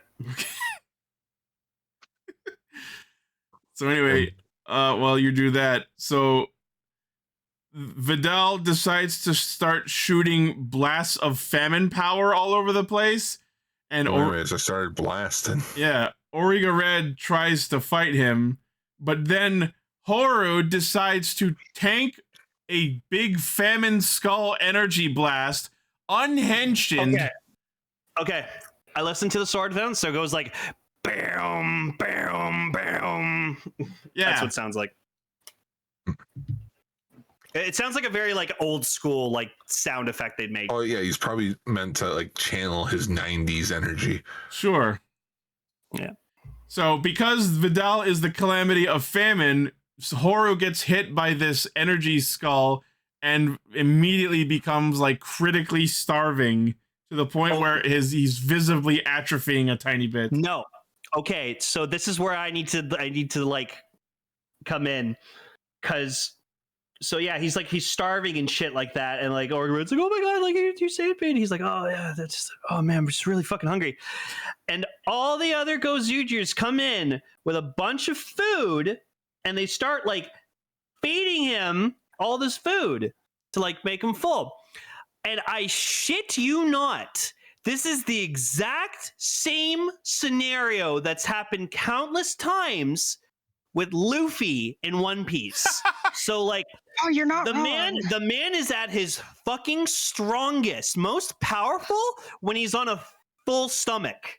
And so he, no joke, eats as much fucking food as possible, gets his belly super big, just like Horu did in this episode, and then he just inhales and exhales, and he lets go of all that weight, and he absorbs all that food, and then he's just I back want to do normal. that, man. It's Or the instead of exact it just same making me shit fat. that Luffy did. Okay, They were so channeling Luffy here. the fact that you've explained this makes me feel like it probably was an intentional What's a reference. reference? Because Yeah. I didn't have that context when I watched this, so seeing them roll up within single digit amount of minutes after he gets hit with this blast, the rest of the fucking team shows up with like 20 pizzas and a fucking mukbang of other food. There were some bags that said Starburger on them, and I'm like, was that a ninja reference? Probably. And like, bro, I get that he's been hit with a famine blast. I can't believe I have to say those words. But like, Jesus Christ, I think that's a little overkill. Yes, that's it. It's Chronicle Horu D. Luffy. It's so good. Wanna be king of the... I just want like part of the thumbnail to just be like that shot of like Horu with his belly, but he just has a straw hat on him. Yeah. Monkey D. Wolfy. Monkey D. Wolfy, yes, too. Could be Wolfy D. Luffy, but that sounds kind of dumb. I think Monkey D. Jerry. Wolfy has to be the episode name.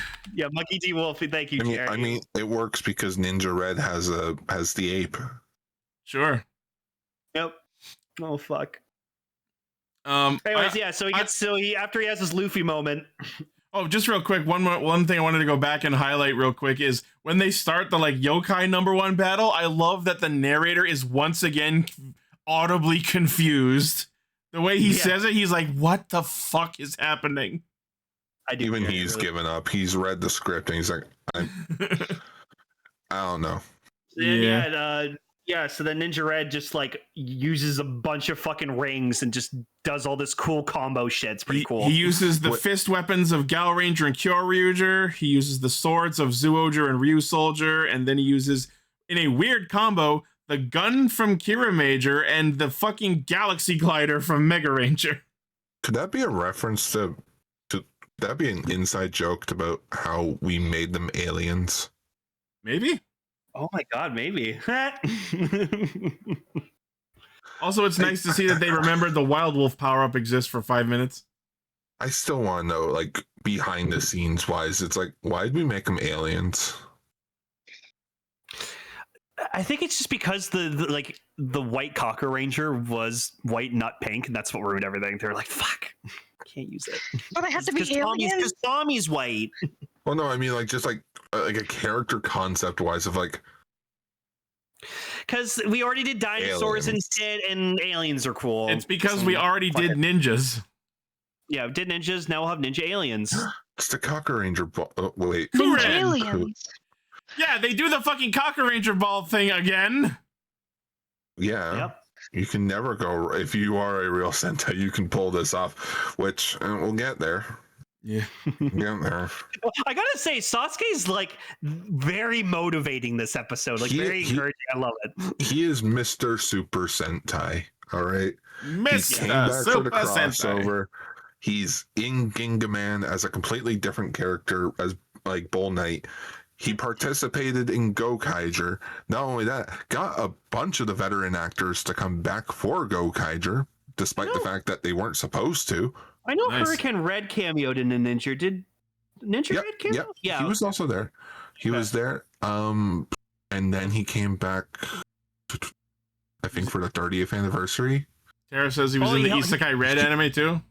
Aw. Oh yeah.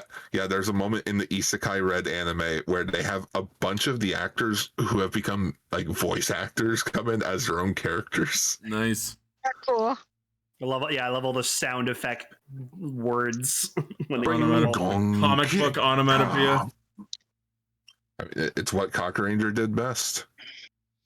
There's So yeah, they quote unquote blow up Vidal, and then he just grows giant, and then they just whip out Muteki Shogun, except it's not really Muteki Shogun because it has a Tegasword cockpit. gross. Well, to be fair, there wasn't technically a cockpit for Muteki Shogun. Oh, So one thing that's what was interesting it then? oh, sorry, go ahead. No, what was it if it didn't have a cockpit? It just we never saw it. So they just Oh, like okay. piloted it remote control from Were the they just, ground. like, standing? No. They would like just go inside, and there would be no inside. Oh, Like voices? so we'd never Just see avoid- them while they were in it. Yeah. Weird. Wow. Okay, that's interesting. Yeah, well, Yeah, Yeah. exactly. Because it's like no, and then Origa Red goes in like Tegasword Red, and I'm just like, you didn't dehenshin, you piece of shit. I was going to talk about that. So does that mean that Origa Red doesn't have a civilian form? Is he just permanently in that form? he's a Dogenger. He is the suit. Oh, You interesting. know what? He does give off Dogenger energy. Dogenji. Joke energy. Hell yeah! I like how we Horny came up Luffy. with different fucking portmanteaus. That's kind of amazing. Why do we always do that? Honestly, now that I'm thinking about Horu throughout this entire Oh, show, God. he kind of does give off Luffy energy. Oh, He kind God. of I hate it. doesn't give He's a fuck. like He does Luffy, whatever the but fuck he apathetic. wants. And yeah, and he loves food. Luffy, but I would pathetic. rather watch. Luffy. I would rather watch Luffy than Haru. True. Well, I'd also rather watch Luffy than Horu, but I still love Horu. So, but yeah, no, yeah, he's fucking Luffy. So yeah, they use the double crane blade and again, quote unquote, blow Vidal up, but he kind of survives. And until then, he just like shuts down and lies dead in the street. And Fire Candle is going to do something with it. Oh, but the funniest bit. So Wait a minute. That's not. Wait a minute. I'm looking at the screenshot here.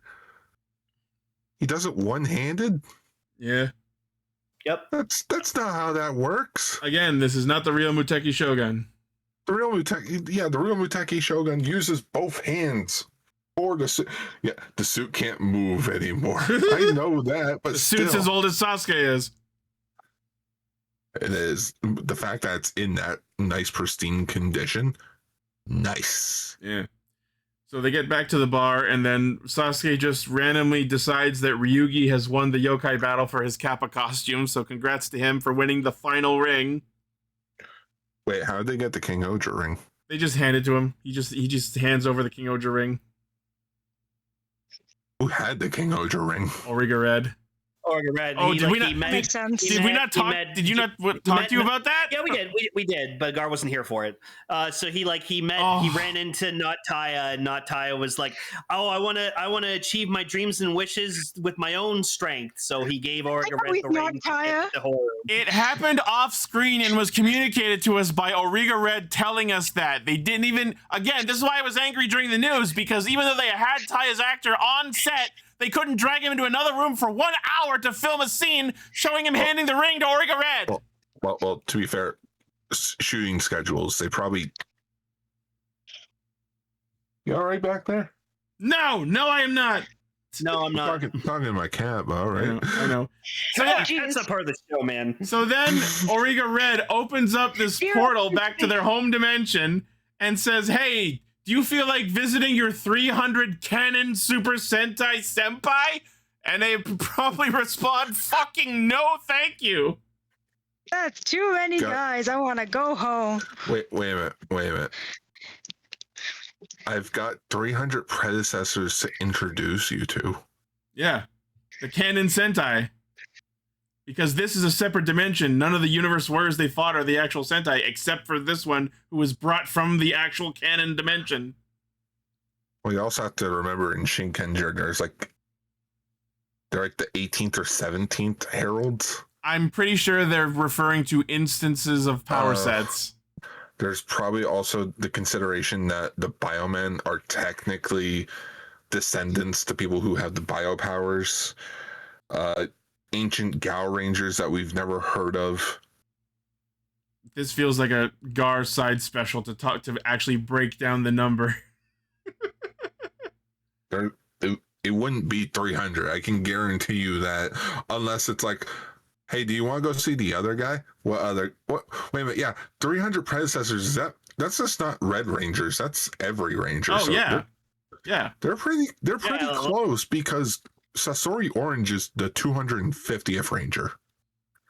Yeah, I feel like they could have and reached like that number. in opening to Shinkenger, they're like, oh yeah, the Shinkenger's been around for hundreds of years. I mean, come hang out with this guy. He's dressed as Frankenstein's monster. Oh, BJ Stagg. No, miss you. Sorry. So anyways, Origa Red and Sasuke fuck off back to the canon dimension. Yep. So go ahead. Oh my god! Yeah, now I'm actually thinking there might actually be 300. Like, there's a possibility of there actually being 300 Rangers before them now. Now that I'm thinking about it. No wonder this franchise is ending. 400 babies. I don't know why that was my. I just remember one of the best things Power Rangers. I just remember one of the best things Gar ever did for Sentai was when we were talking about Sentai Smash Brothers, and there was just that one shot where it's like all these like Rangers get teleported to, and there's just like this back shot of all of them, and Gar just paused it and just was like, "Hey, that's that person, that one, that one, that one, that one, that one." I was like, powerful. Was I there for that? I don't remember that. He names every single fucking one, and I'm just sitting there like, God damn it, dude. he is the knowledge guy. This is Gar's autism. He's a Sentai boy. I mean, I actually have that photo. Let me grab that quickly. I love that. Of course you do. Of course he does. Do you know how much shit Gar like keeps? Archives? Yeah. Archives? He has like the last like 11 years archived. Yeah. The Garchives. The Garchives. That's a really good photo. Oh, Ichi, it never changed. I love you. So next week looks to be a very interesting episode because now that they've finished collecting all the Sentai rings, the Gozyugers are finally going to remember that they were all technically in contest with each other, and they're going to start fighting each other. And I bet you any money they filmed this episode when Sumino's actor was still part of the show, so it's going to be weirdly edited. Yeah. Here it is. Found it. Oh my fucking god. Yeah, so Gar was actually able to like determine basically everyone who was in the shot. It's so impressive. I love you, Gar. Yeah, it's totally a Gar thing he would do. Absolutely. And also it looks to be some sort of Kinjiro focus episode in some way. Oh yeah, he's going to be the ultimate party man. Yeah. I want to be forever young. He's gonna realize that the true lesson to be learned is you don't have to be young to be a party guy. Thank God you continue that. He just keels over the next episode. Just mine. Oh yeah, no, he's gonna like revert back to his old age. He's gonna go out and have the party of his life, and just the next morning, just dead. The fucking strippers for everyone. The way you cut off that sentence, you don't have to be young to be the ultimate party. What? Yep. Party, B-A-R-T-Y. I love that song. So when are we gonna get the Cosmic Fury ring? When are we gonna get Cosmic Fury again? That'll be one of the secret rings from the movie. When are we gonna get Hyperforce like canonized into Super Sentai?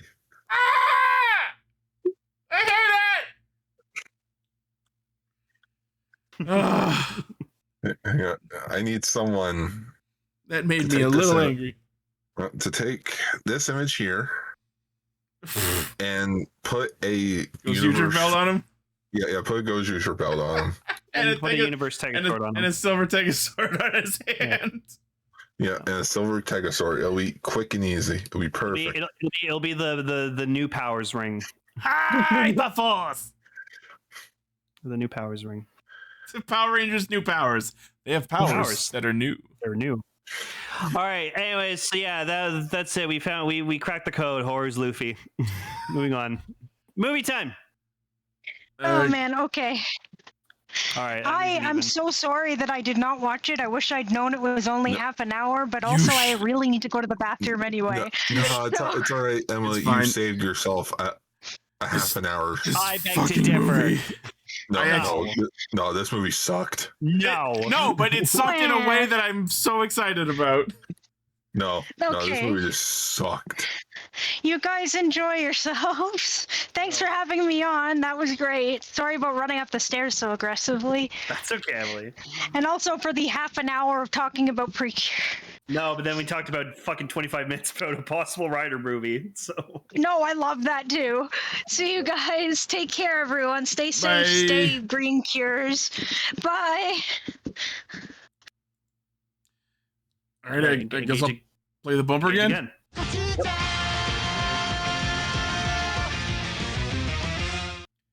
Tegasword's dead. I guess. Well, I mean, we needed the context as to why Ryugi decided to leave the team for an episode, because he's like, because Tegasword already died once. He could die again. I don't want to risk it. The thing is, like, I don't even know if we can actually call it death, because like he was just kind of like frozen in gooey suspended animation. They said that they implanted a virus into him that was slowly like tearing him apart from the inside. He wasn't really dead. He was just like slowly dying. Yeah. So he didn't actually die. I feel ripped off. So the title of the movie is even wrong. The Resurrection of Tegasword. Correct. Like, you have to die to be resurrected.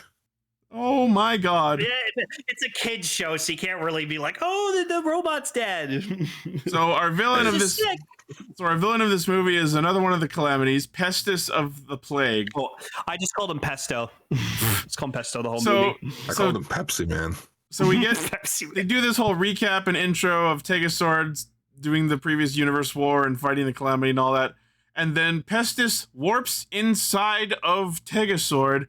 And apparently the space inside of our robot Megazord where his core is stored is a fucking theater stage? It's so dumb. See, everyone's reminding me that they killed off Bundario last year, but I was just like, you guys are horrible for just calling him just the mech. He's not a mech, he's a person. He's a living being. Okay. Yeah, unlike Zero. He's a living alien being that can also turned into a giant robot. Don't worry, Zero's got 8 more lives. Yeah. So, so fucking Pestis warps inside Tegasword's core stage and takes the core ring, which is just sitting there unguarded. Yeah. And that's what causes the I guess plague virus to start infecting him, and he just becomes frozen at the top of the Pantheon Mountain, and frozen in liquidy, gooey, silver suspended animation, I guess. Oh, we'll get to that, Decker. Don't you fucking worry. Oh my god. So then, because it's the summer movie, we have Haru working at a beach house, and he's, as expected, fucking shit ass at it. And that's when I got jump scared by old Sumino actress. No, this movie reminded me how much the show still needed her.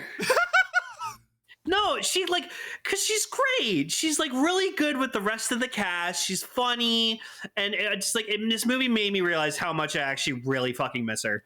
So Paul was actually with me when I watched these, because he brought over a box of Lorwyn Eclipse for us to open, and we played some limited. I won, by the way. Of course you did. And he fucking, the second he saw Sumino's previous actress, his first thought was, this one's cuter. I mean, yeah. So Pestis, there's some fighting that happens, and then Pestis snaps his fingers and warps them away to the battle quarry, where they see Tegasword melting, and then Tegajun warps them inside of Tegasword in order to save him. And apparently just the whole ass interior world of Tegasword is a fucking theme park complete with a map like it's goddamn Bowser's Inside Story. Tegasword's basically a living Mario Party. And then they cut up to the map. I'm sorry, I need to get this part out. They cut up to the map, and we pan to the left and see 3 signs. 3 signs pointing to the only significant areas within Tegasword, which are the core, the collarbone, and the wish sack. Fucking, I'm sorry, what? Yeah, I didn't follow this too well, but from what I gathered was that apparently, like, Tegasword has the ability to, like, listen to people's wishes or something. That was just the first of multiple instances of, this is just Bruce Almighty! Oh, I guess that does make sense because, like, whoever gathers all the rings, he grants them their wish. So... And apparently his power to do so comes from his fucking testicles! I kind of almost want to call this, like, I know, but Monkey D. Wolfy's so good. I was gonna say, like, maybe, like, I was gonna say, like, the title could also be, like, Tegasword Almighty. No, that title sucks, but I'm so glad you finished that sentence the way you did, because the fact that I was just talking about the wish testicles, I thought you were gonna say, man, I wish we got to see the wish sack. No. I don't care for the wish sack. Oh my god! I just think it's dumb from a production standpoint of, oh wow, we're going inside Tegasword. It's literally just outside. It's a fucking theme park! What is this, a fucking YouTube movie? The Discord wishes are stored in the balls. Does that mean he has 2 wishes? Nah, he's got several wishes, but some of them might be blanks. Maybe the inside of Tegasword is whatever you want to perceive it as. The fucking virus that Pestis was infecting him with was a sterility virus. He was gonna make all of the powers within his wish sack sterile. Okay, well, I guess it's a good thing Tega or Gudabang was born before that happened.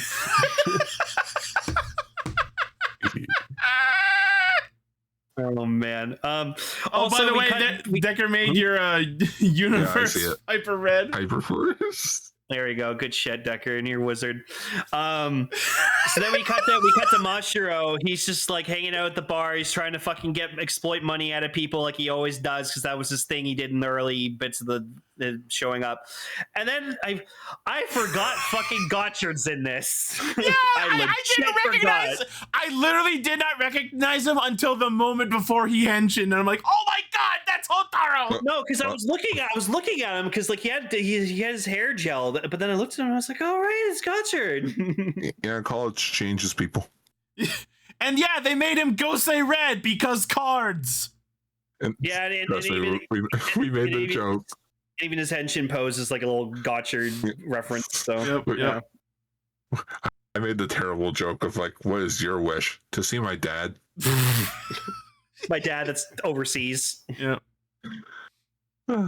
So our first challenge, as the Gozyugers navigate their way through the decaying corpse of their god, is fucking beach volleyball! And they all suck at it. Oh, yeah, because they don't work as a team because they're not a team. No, but it's just funny that they're like thinking all the same shit. Like they all think to like block at the same time. It's just like guys, super funny. I get that it's the summer movie, but Jesus Christ!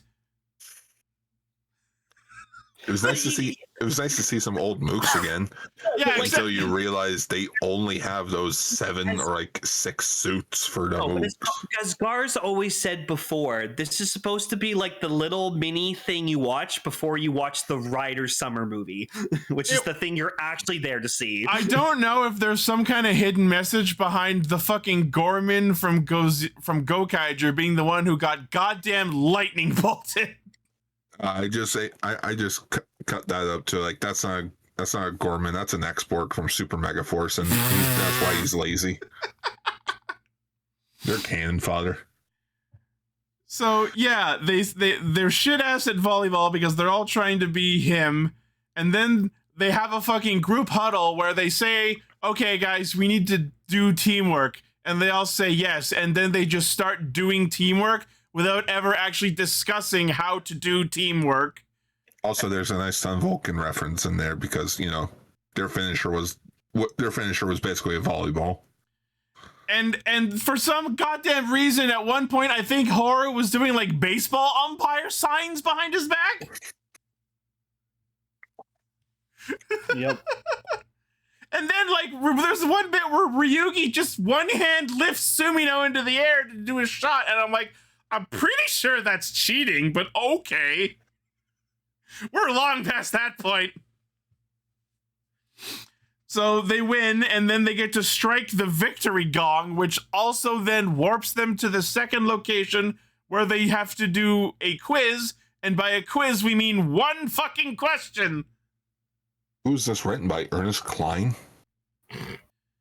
So the question, it doesn't even matter. The question is about a constellation that forms a W or whatever the fuck, and it's Cassiopeia. But then I got fucking triggered because the Mook team answers Kashiwa Mochi and then explodes. Hey man, you gotta give it up to those Mooks. They're at least trying. I'm like, I did not need a reference to that movie. That movie fucked me up real bad. Yeah. I feel sorry for that Cyclobot though. Man, he's probably so rusted after 25 years. Yeah. And then our third game was jump rope in Squid Game jumpsuits. Yep. Oh my god. And there's then also rock climbing. Yeah, then there's rock climbing, and then Ryugi just yeets them up with his strength because why wouldn't he? I'm just watching it. I'm like, they had no idea for a plot. No, correction. They have a good plot in there. The problem is you can't do that plot within 30 minutes, so they just padded the movie out. I'm kind of on the side of like, how the fuck did so much stupid bullshit happen in this movie and it was only half an hour? Yeah, no, they crammed a lot of shit into this. Because this movie drags. I mean, I like the finals last 10 minutes of the movie. That was fucking rad. The fucking no, I'm sorry.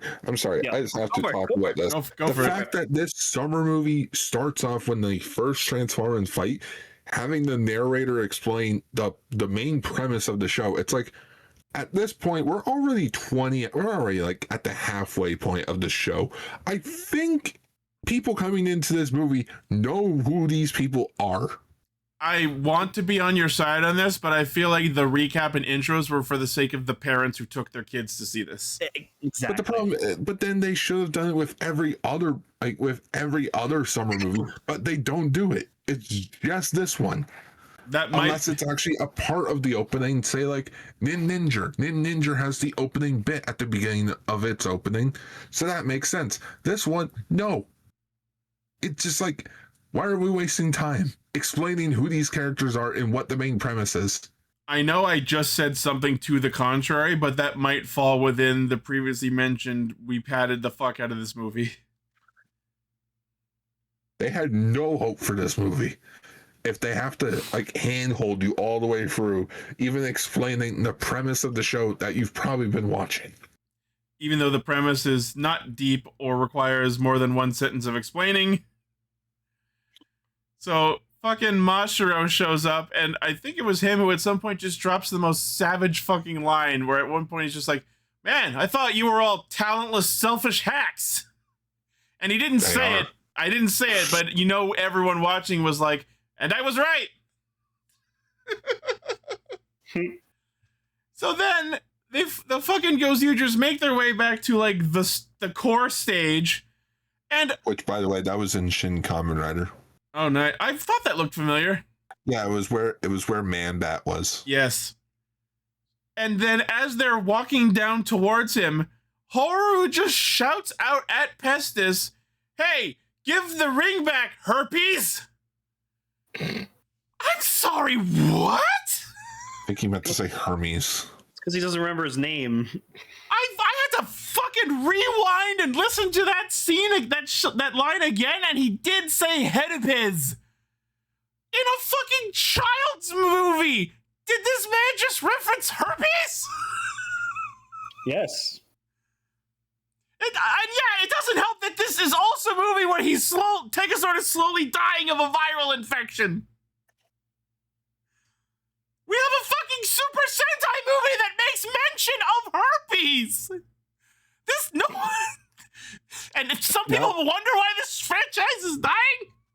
Sorry, now my last brain cell's going towards the Family Guy bit where it's just Tom Hanks. Every bit he says is hilarious. I have AIDS. And everyone laughing in the theater.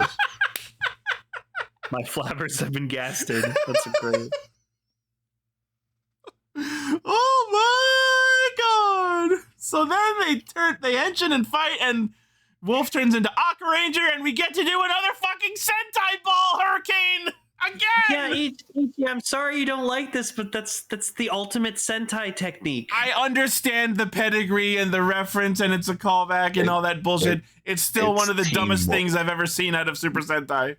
No, it's teamwork. Teamwork makes the dream work. By exploding the enemy with a ball. The true power of a Sentai is teamwork. Sure, but that doesn't have to manifest in passing a fucking football to each other and then the last one jet shots it. No, it works. All right, cool. I will happily die on this hill alone. Ichi, I could go and kick a football into your face, and I'm pretty sure it'll do something to you. The power of a Sentai is stored in the balls. Yeah. Right in the wish sack. Yeah. And unfortunately, the wish sack has herpes. Can we get to the best part of the movie? I want so bad to make the title of the episode "The Wish Sack Had Herpes." No. I can't do that. No, maybe 10 years ago we could have, but that's the secret title. Okay, yeah. So the best part of this entire movie, Gar probably thinks this is like the worst part of the whole fucking movie. Because they didn't show off enough Reds. It was just the same Red Rangers. No, but the fact that every single person on Earth, and I mean every single person on Earth, got to become a Red, which means that we all in Canada also got to become a Red, and I like to think that I became my boy, Patrick Ichigo. Lane, because that didn't get adapted, so you get to be SPD Red. No, fuck you. Yeah, no, I like to just think like a bunch of Americans and Canadians like turned into fucking Sentai. We're like, what Power Ranger is this? I was wondering why you were so into this bit, and the second you said, "Oh, now I get to be Patron Ichigo," I'm like, "Oh, that's why Lane liked this bit." Yeah, because this gave me the realization that in this moment I got to be a fucking Red. We're all Super Sentai. I will eat you. I will wish you out of existence. I will infect your balls with herpes. Well, Gar, you get to be your favorite Red. Ichi gets to be whoever the fuck his favorite Red is. Don't you know? You're the blue boy. No, it's just it was. It's so empty. It kind of is, but I also loved the visual of like the red power spreading across the planet, like it was keeping on brand with the viral theme. Watching a game of Plague Inc. go very wrong. The winner of this movie, though, the GOAT MVP, was whoever that other fucking Don Momotaro was. I saw there were 2 Don Momotaros, and I was like, no! That guy was like, yeah! Just fucking losing in his Don Momotaro, and I was like, this guy fucking wins the movie. Now there are 2 of them! Yeah, the YouTuber cameo? Yeah. Is that who that was? Guy was owning it. I figured those were some kind of celebrity cameos. And then you had some like grandmas, a bunch of grandmas as like fucking the Ninja Rangers, and that was cute. That was a cute bit. Shit. Yeah, and Myriad shared this one very fucking lightning in a bottle screenshot where as the Reds fly up into the sky like they're getting raptured, apparently Zenkai Jiran was in there. That was interesting. He's a red. Yeah, sure. Yeah, but it's the issue though of when you get Zenkaiger ring, you become Zenkaiser. Yeah. So why did he You'll become Juran? Juran. It's one of those things. It's like, oh, look, it's Juran. We watched the movie as we're watching it, and it is a literal blink and you miss it. You gotta put that thing into like Pinnacle or whatever video file you use and go frame by frame. There he is. You could pinpoint the moment where his ring splits in half. But that even though it's a split-second moment, that is Toei going, there, we acknowledge Zuran as a red in this fucking show. Y'all can fucking shut up. What I think was a missed opportunity is, so the landlady and her son become Rangers as well, and they decide to give the child Lupin Red powers, so we get to see this like tiny Lupin Red who also Justins up a little bit. My immediate thought to that was, you could have so easily given him Tokyo Ichigo. But then... Or, Geki Red, where we also have a kid suit for that one. And then, like, all the reds turn into, like, a fucking, like, tornado. They fly up into the sky and then converge into a goddamn red tornado. And if you look at it, it looks like they're made of blood cells, which is just upsetting. Like, they're all, like, launched, like, missiles, like fucking shocker troopers did in that one movie. And I'm just sitting here, like, watching them, like, all the reds on the earth just turn into this tornado, and I'm like, this is beautiful. This is so cool. Also, the whole bit of listening to everyone's wishes, I'm like, it's cool. There's Bruce Almighty reference number 2. Yep. I wish Tegasword would step. Yeah, Ryugi would fucking wish for that. We were so bad. It's like, hold on. Now, hold up.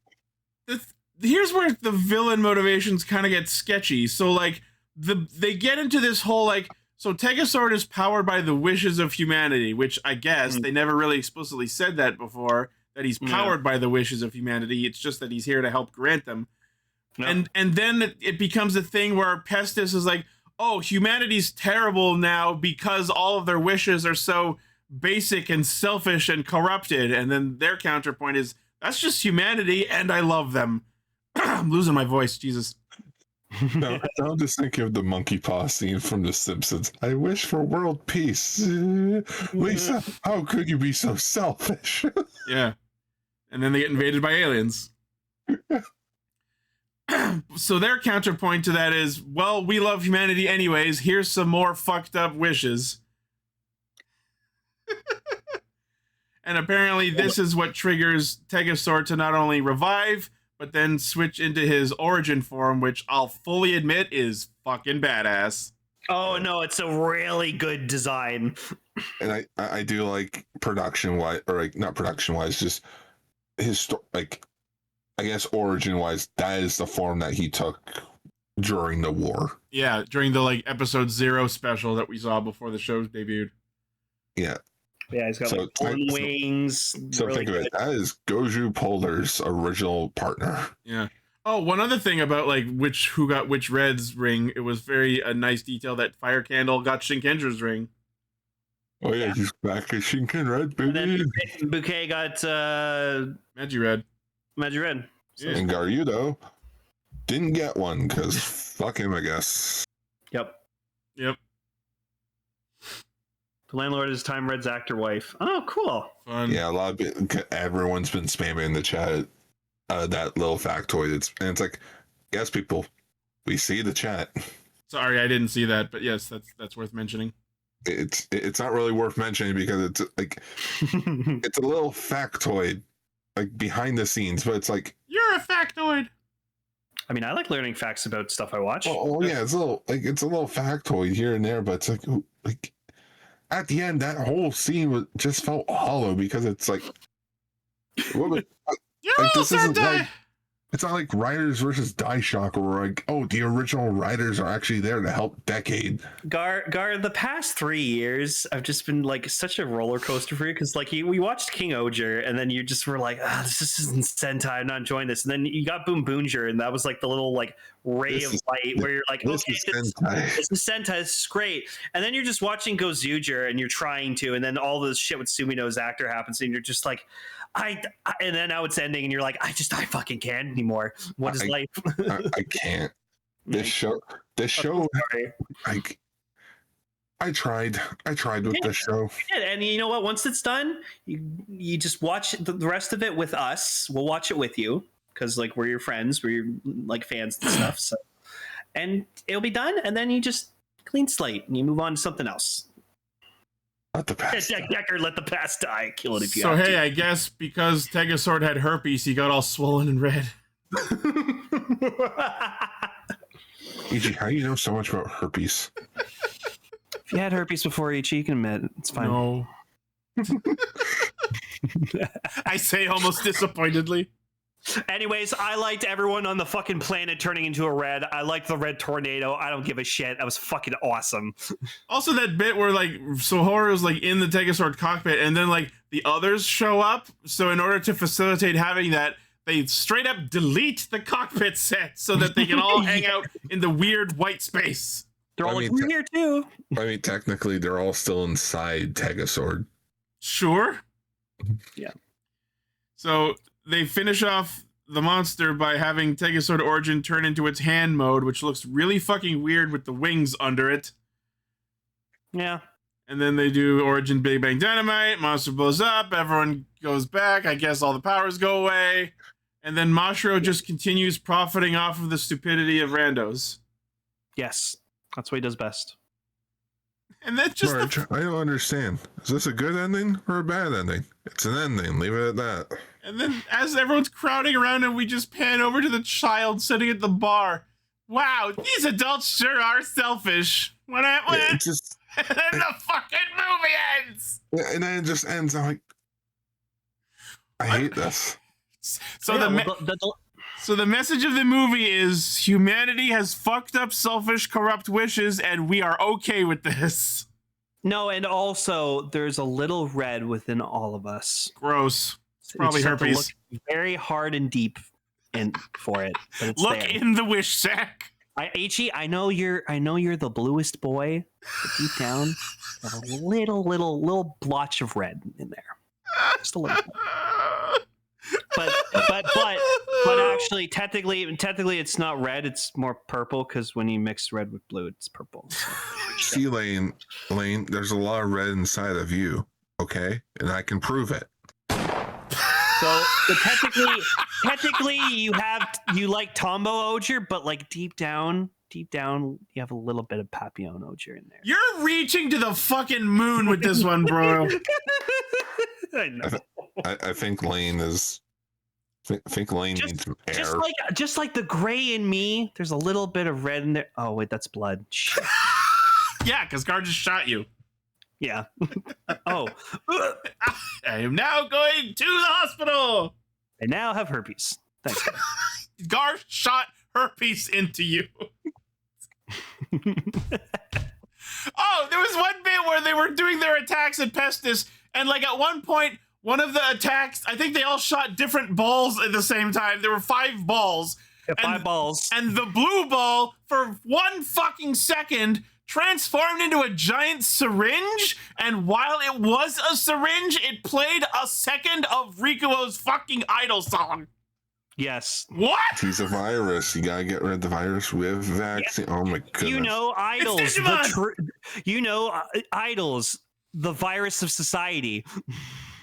You know, if I want to go watch a movie about viruses, I'll just go watch Digimon the movie. Right? Think about it. Idols are like a virus. They fucking they nest themselves into a bunch of group of people, and they just infect you with their fucking persona. I mean, look at BTS. They took over the entire world. And then half of them went off to go fucking do military service for like 4 years. It's mandatory, Lane. I know it is. No, I understand. I'm so fucking sorry for what I'm about to say, but idols are like viruses. Underage children are more susceptible to. Shit. This has been a wild episode. Garn, thank you for showing up unannounced. Appreciate it. I'm sorry I didn't have a Fugi for you. My man. Oh, I didn't even turn you on here. There we go. I'd go rewatch Summer Wars. Yeah, well, everyone should go rewatch Summer Wars. Summer Wars is a great movie. Fuck it, I've never seen this meme before. Vegas Chips has shot a fucking Gaston Listen, reading I don't care what it. his reasoning is. He could have just not included an orgy. An underage orgy in the story, Bell. That's so Oh, valid. it's it. Oh, it's because he's reading it. Yeah, that's so Yeah, true. That's a thing in the It book. It's weird. Yeah. Yeah. Anyways, go watch Welcome to Derry. It just finished its first season. What? No. It's about the what? It's about the origins of Pennywise. Yeah, You won't be scared of Pennywise, Gar, if you know about how he became Pennywise. Guys, just go touch grass. By the way, just an update. I'm one episode away from finishing Garo Hono no the anime, and it took 23 episodes for a monster with boobs to show up. Okay.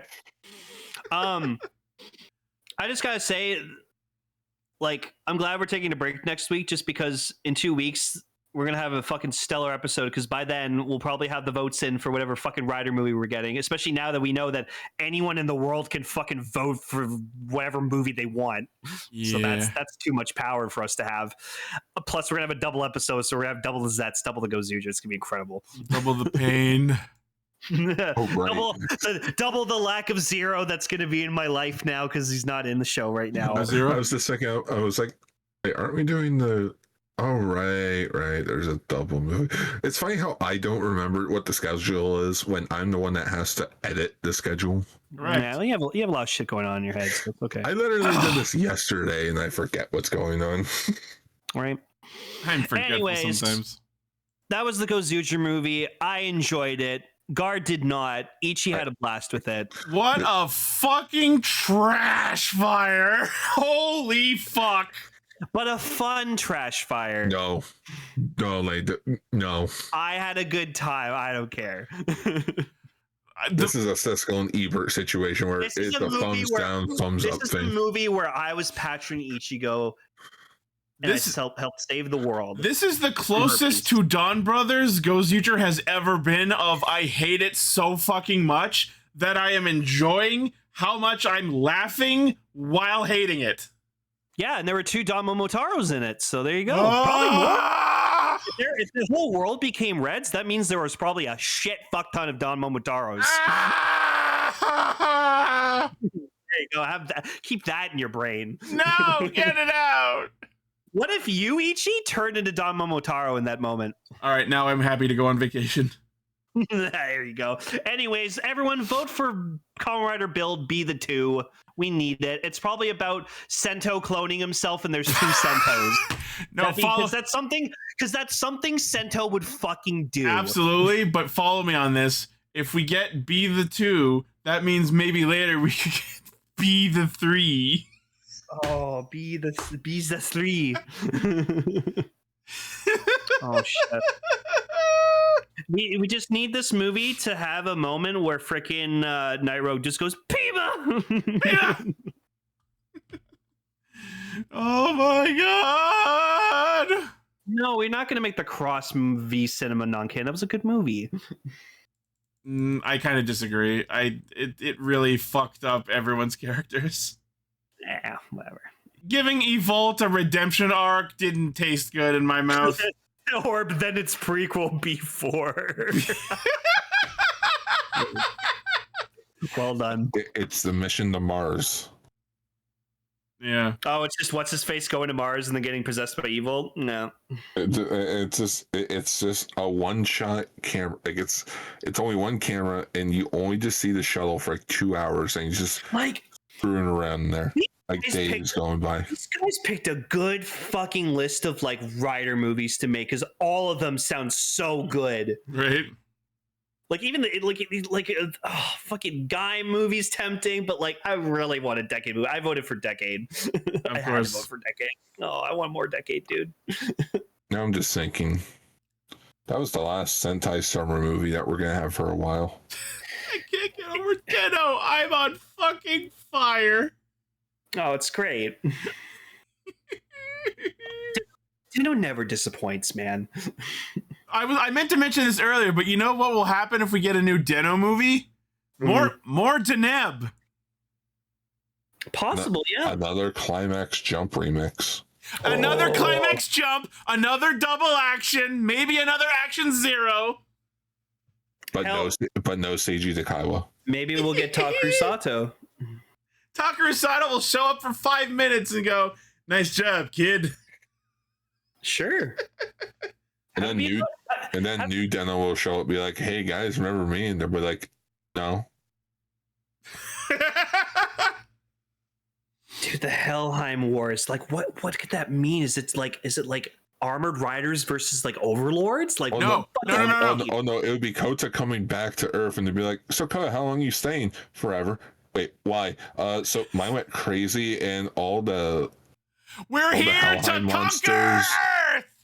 No, Helheim's just the Helheim planet's just in war with itself.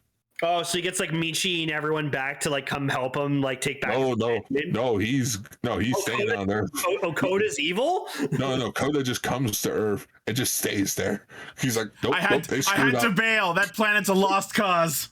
Yeah. Hey, what about Mai? Oh no, she's done for. Oh, she's dead. She and my son are done for. Yeah, my son. Oh yeah. Just Michi. We had so much sex. We named him. She was awesome. We named him Son Kaito. We named one after you, Michi. We want you to be the godparent. Look, he's wearing a Christmas sweater of evil. Baby Christmas sweater of evil. It's just, hey, where's Zach? Well, actually, we're kind of not sure. We think he's in America, or he might be dead. We're not sure. That reminds me. The other thought I had was like, so Helheim War is America getting pissed off that they got nuked, so they're now declaring war on Helheim. Uh-oh. Well, wasn't that the fucking like Zangetsu stage play? It was like they went to America and there was just some riders there, like prototype armor riders. I think so. Yeah. They absolutely pull out a fucking overlord that looks like Trump. I will build a wall around Helheim. Oh, and it just the Zeo movie. The Zeo movie would be absolute. It'll be like confusing as shit, but like who cares? Oil in Helheim. I mean, eventually, all the invests die. They grow into the ground, and there might be bones in there. And then eventually, there's gonna be oil. America's coming to harvest all the oil. They dig up the remains of whatever's left of Sid, and they turn him into like some Frankenstein monster. Oh fucking hell! Frankenstein. Yeah, Frankenstein. There you go. And he's just like some weird, fucked up looking Sigurd. Cyber cool. Sigurd. Cyber Sigurd. Hell yeah. He's the rotten food lockseed user. Bring back what the fuck was his name in the Drive Guy movie? What was the villain's name? Hex. Mega Hex. Mega Hex. Yeah, bring Mega Hex back. How the fuck did I remember that? Yeah, bring Mega Hex back. Revenge of Mega Hex. I don't know. Anyways, we'll we derailed. Next time. Yeah, we derailed. Anyways, there's so much possibilities, but I'd rather talk about this than the Gozyuger summer movie. We all know the Kabuto movie's gonna win because it's 20th anniversary of Kabuto. Everyone wants a new Kabuto anything. Yeah. I just want the Hoppers back. I just want Punch Hopper back. So everyone listening, post in the comment what movie you're voting for. I'm voting for the Kamen Rider G movie. No. Kamen Rider H. Fuck that. I hate G. Kamen Rider G fully vintage one or fully vintage edition. Kamen Rider G2 learner's permit. No, you know who deserves his own full movie? Aqua. Remember Aqua? Remember how badass he was, and then he got fucking killed. Yes, I remember him. No, he doesn't deserve a movie. Fucking Aqua. No, wait. No, Kamen Rider G is just the Hangover movie, but the writer can't remember what happened the night before. Just looks around the city. There's just G's everywhere, like engraved into the fucking buildings. He's like, oh, what does it all mean? He just looks at the organization, like the evil organization building. Did I do that? It's just destroyed. He doesn't remember. Decker says Shin Kamen Rider 2. I want the Decade movie because this possibility that we could get as many fucking cameos as possible would be awesome. I'm so excited to see what happens. I cannot wait to see what we get. In all honesty, I think I know who really deserves a new Kamen Rider movie. Yeah. The comment question of the day, who comes from a username Bam, and they said, "Damn, Ryder." I was waiting for you to post an image or something. No, just the common question of the day. The common question of the day. So we're on break because Ichi's going on a vacation against his own will. So against his own will, he's known about it for months. Vacation. No, I don't want to be. Already on the beach because I cannot walk. But he still has to go against his will. Yeah. knowing about it for months didn't stop me from that. No, that's why I said when Ichi comes back, I'm gonna visit him the weekend after. So, yeah. if he comes back. If it's good. If he comes back. If it's good. If it's good. Oh, dude, Hercules is the when best. When he comes back, he's gonna be so mad. If he comes back. If it's good. And then we'll have a double episode. So more Zeztz, more Gozyuger, more what the fuck, more oh god, let this end, please. More herpes. I mean, more wish sack. I mean, and we'll have all the information about Project Red, Gavon, Super Infinity, whatever the fuck it's called. Oh yeah, there's gonna be so much Gavon news over this 2-week period. Yeah. Fuck man, anyways, we'll be here for it. We're excited. You guys mentioned cats. My cat just looked at me. He's like, everyone. After you listen to this episode, go on the Twitter, go to the website, vote for what Rider movie you want, and whatever it is. Who knows? I can't go on Twitter. Why? Because the Ultraman Omega finale just came out, and I'm afraid of spoilers. Okay, well, you probably have some time, so it's okay. Well, just go to the exact link that we shared. I will link you the post, and then you just only click on the post. All right. I'm gonna vote for Lizard. Lizard. No. Lizard. I know. I want that lizard button. I'm tired of that already, just from Marcus and Overkill on my streams. Lizard. There be times at work, I'm just doing my own thing. I'm just like, Lizard. Oh, dude, for 3 weeks straight, I could not get that out of my fucking head. Like, I have autism. It's 10 times worse with us. All right. Anyways, Ichi I was about to say, Ichi, do the thing. Do your thing. All right. Well, you already stole the Jikai from me, so I guess shout out to our currently active patrons, which includes Blaze, Armorhide, Midas the Fool, Vegas Bear, Locke, Vegas Bear again, and whatever. I love whatever. Vegas the bear, Vegas the cocaine bear. The bear's so nice he paid us twice. Bear squared. Vegas Bear squared. All right. Thank you all for listening, watching, liking, favoring, sharing, subscribing, hitting the bell, and being awesome. Let us know what you thought of these episodes and this shit-ass trash fire of a movie in the comments. Let us know what you'd like us to talk about in the future. As always, the primary source of our hijinks is castranger.podbean.com. From there, you can find our Facebook, Twitter, Patreon, Discord, merch store, all of our cool shit. Thank you all once again, and we will see you in 2 weeks if I survive! Stay herpes.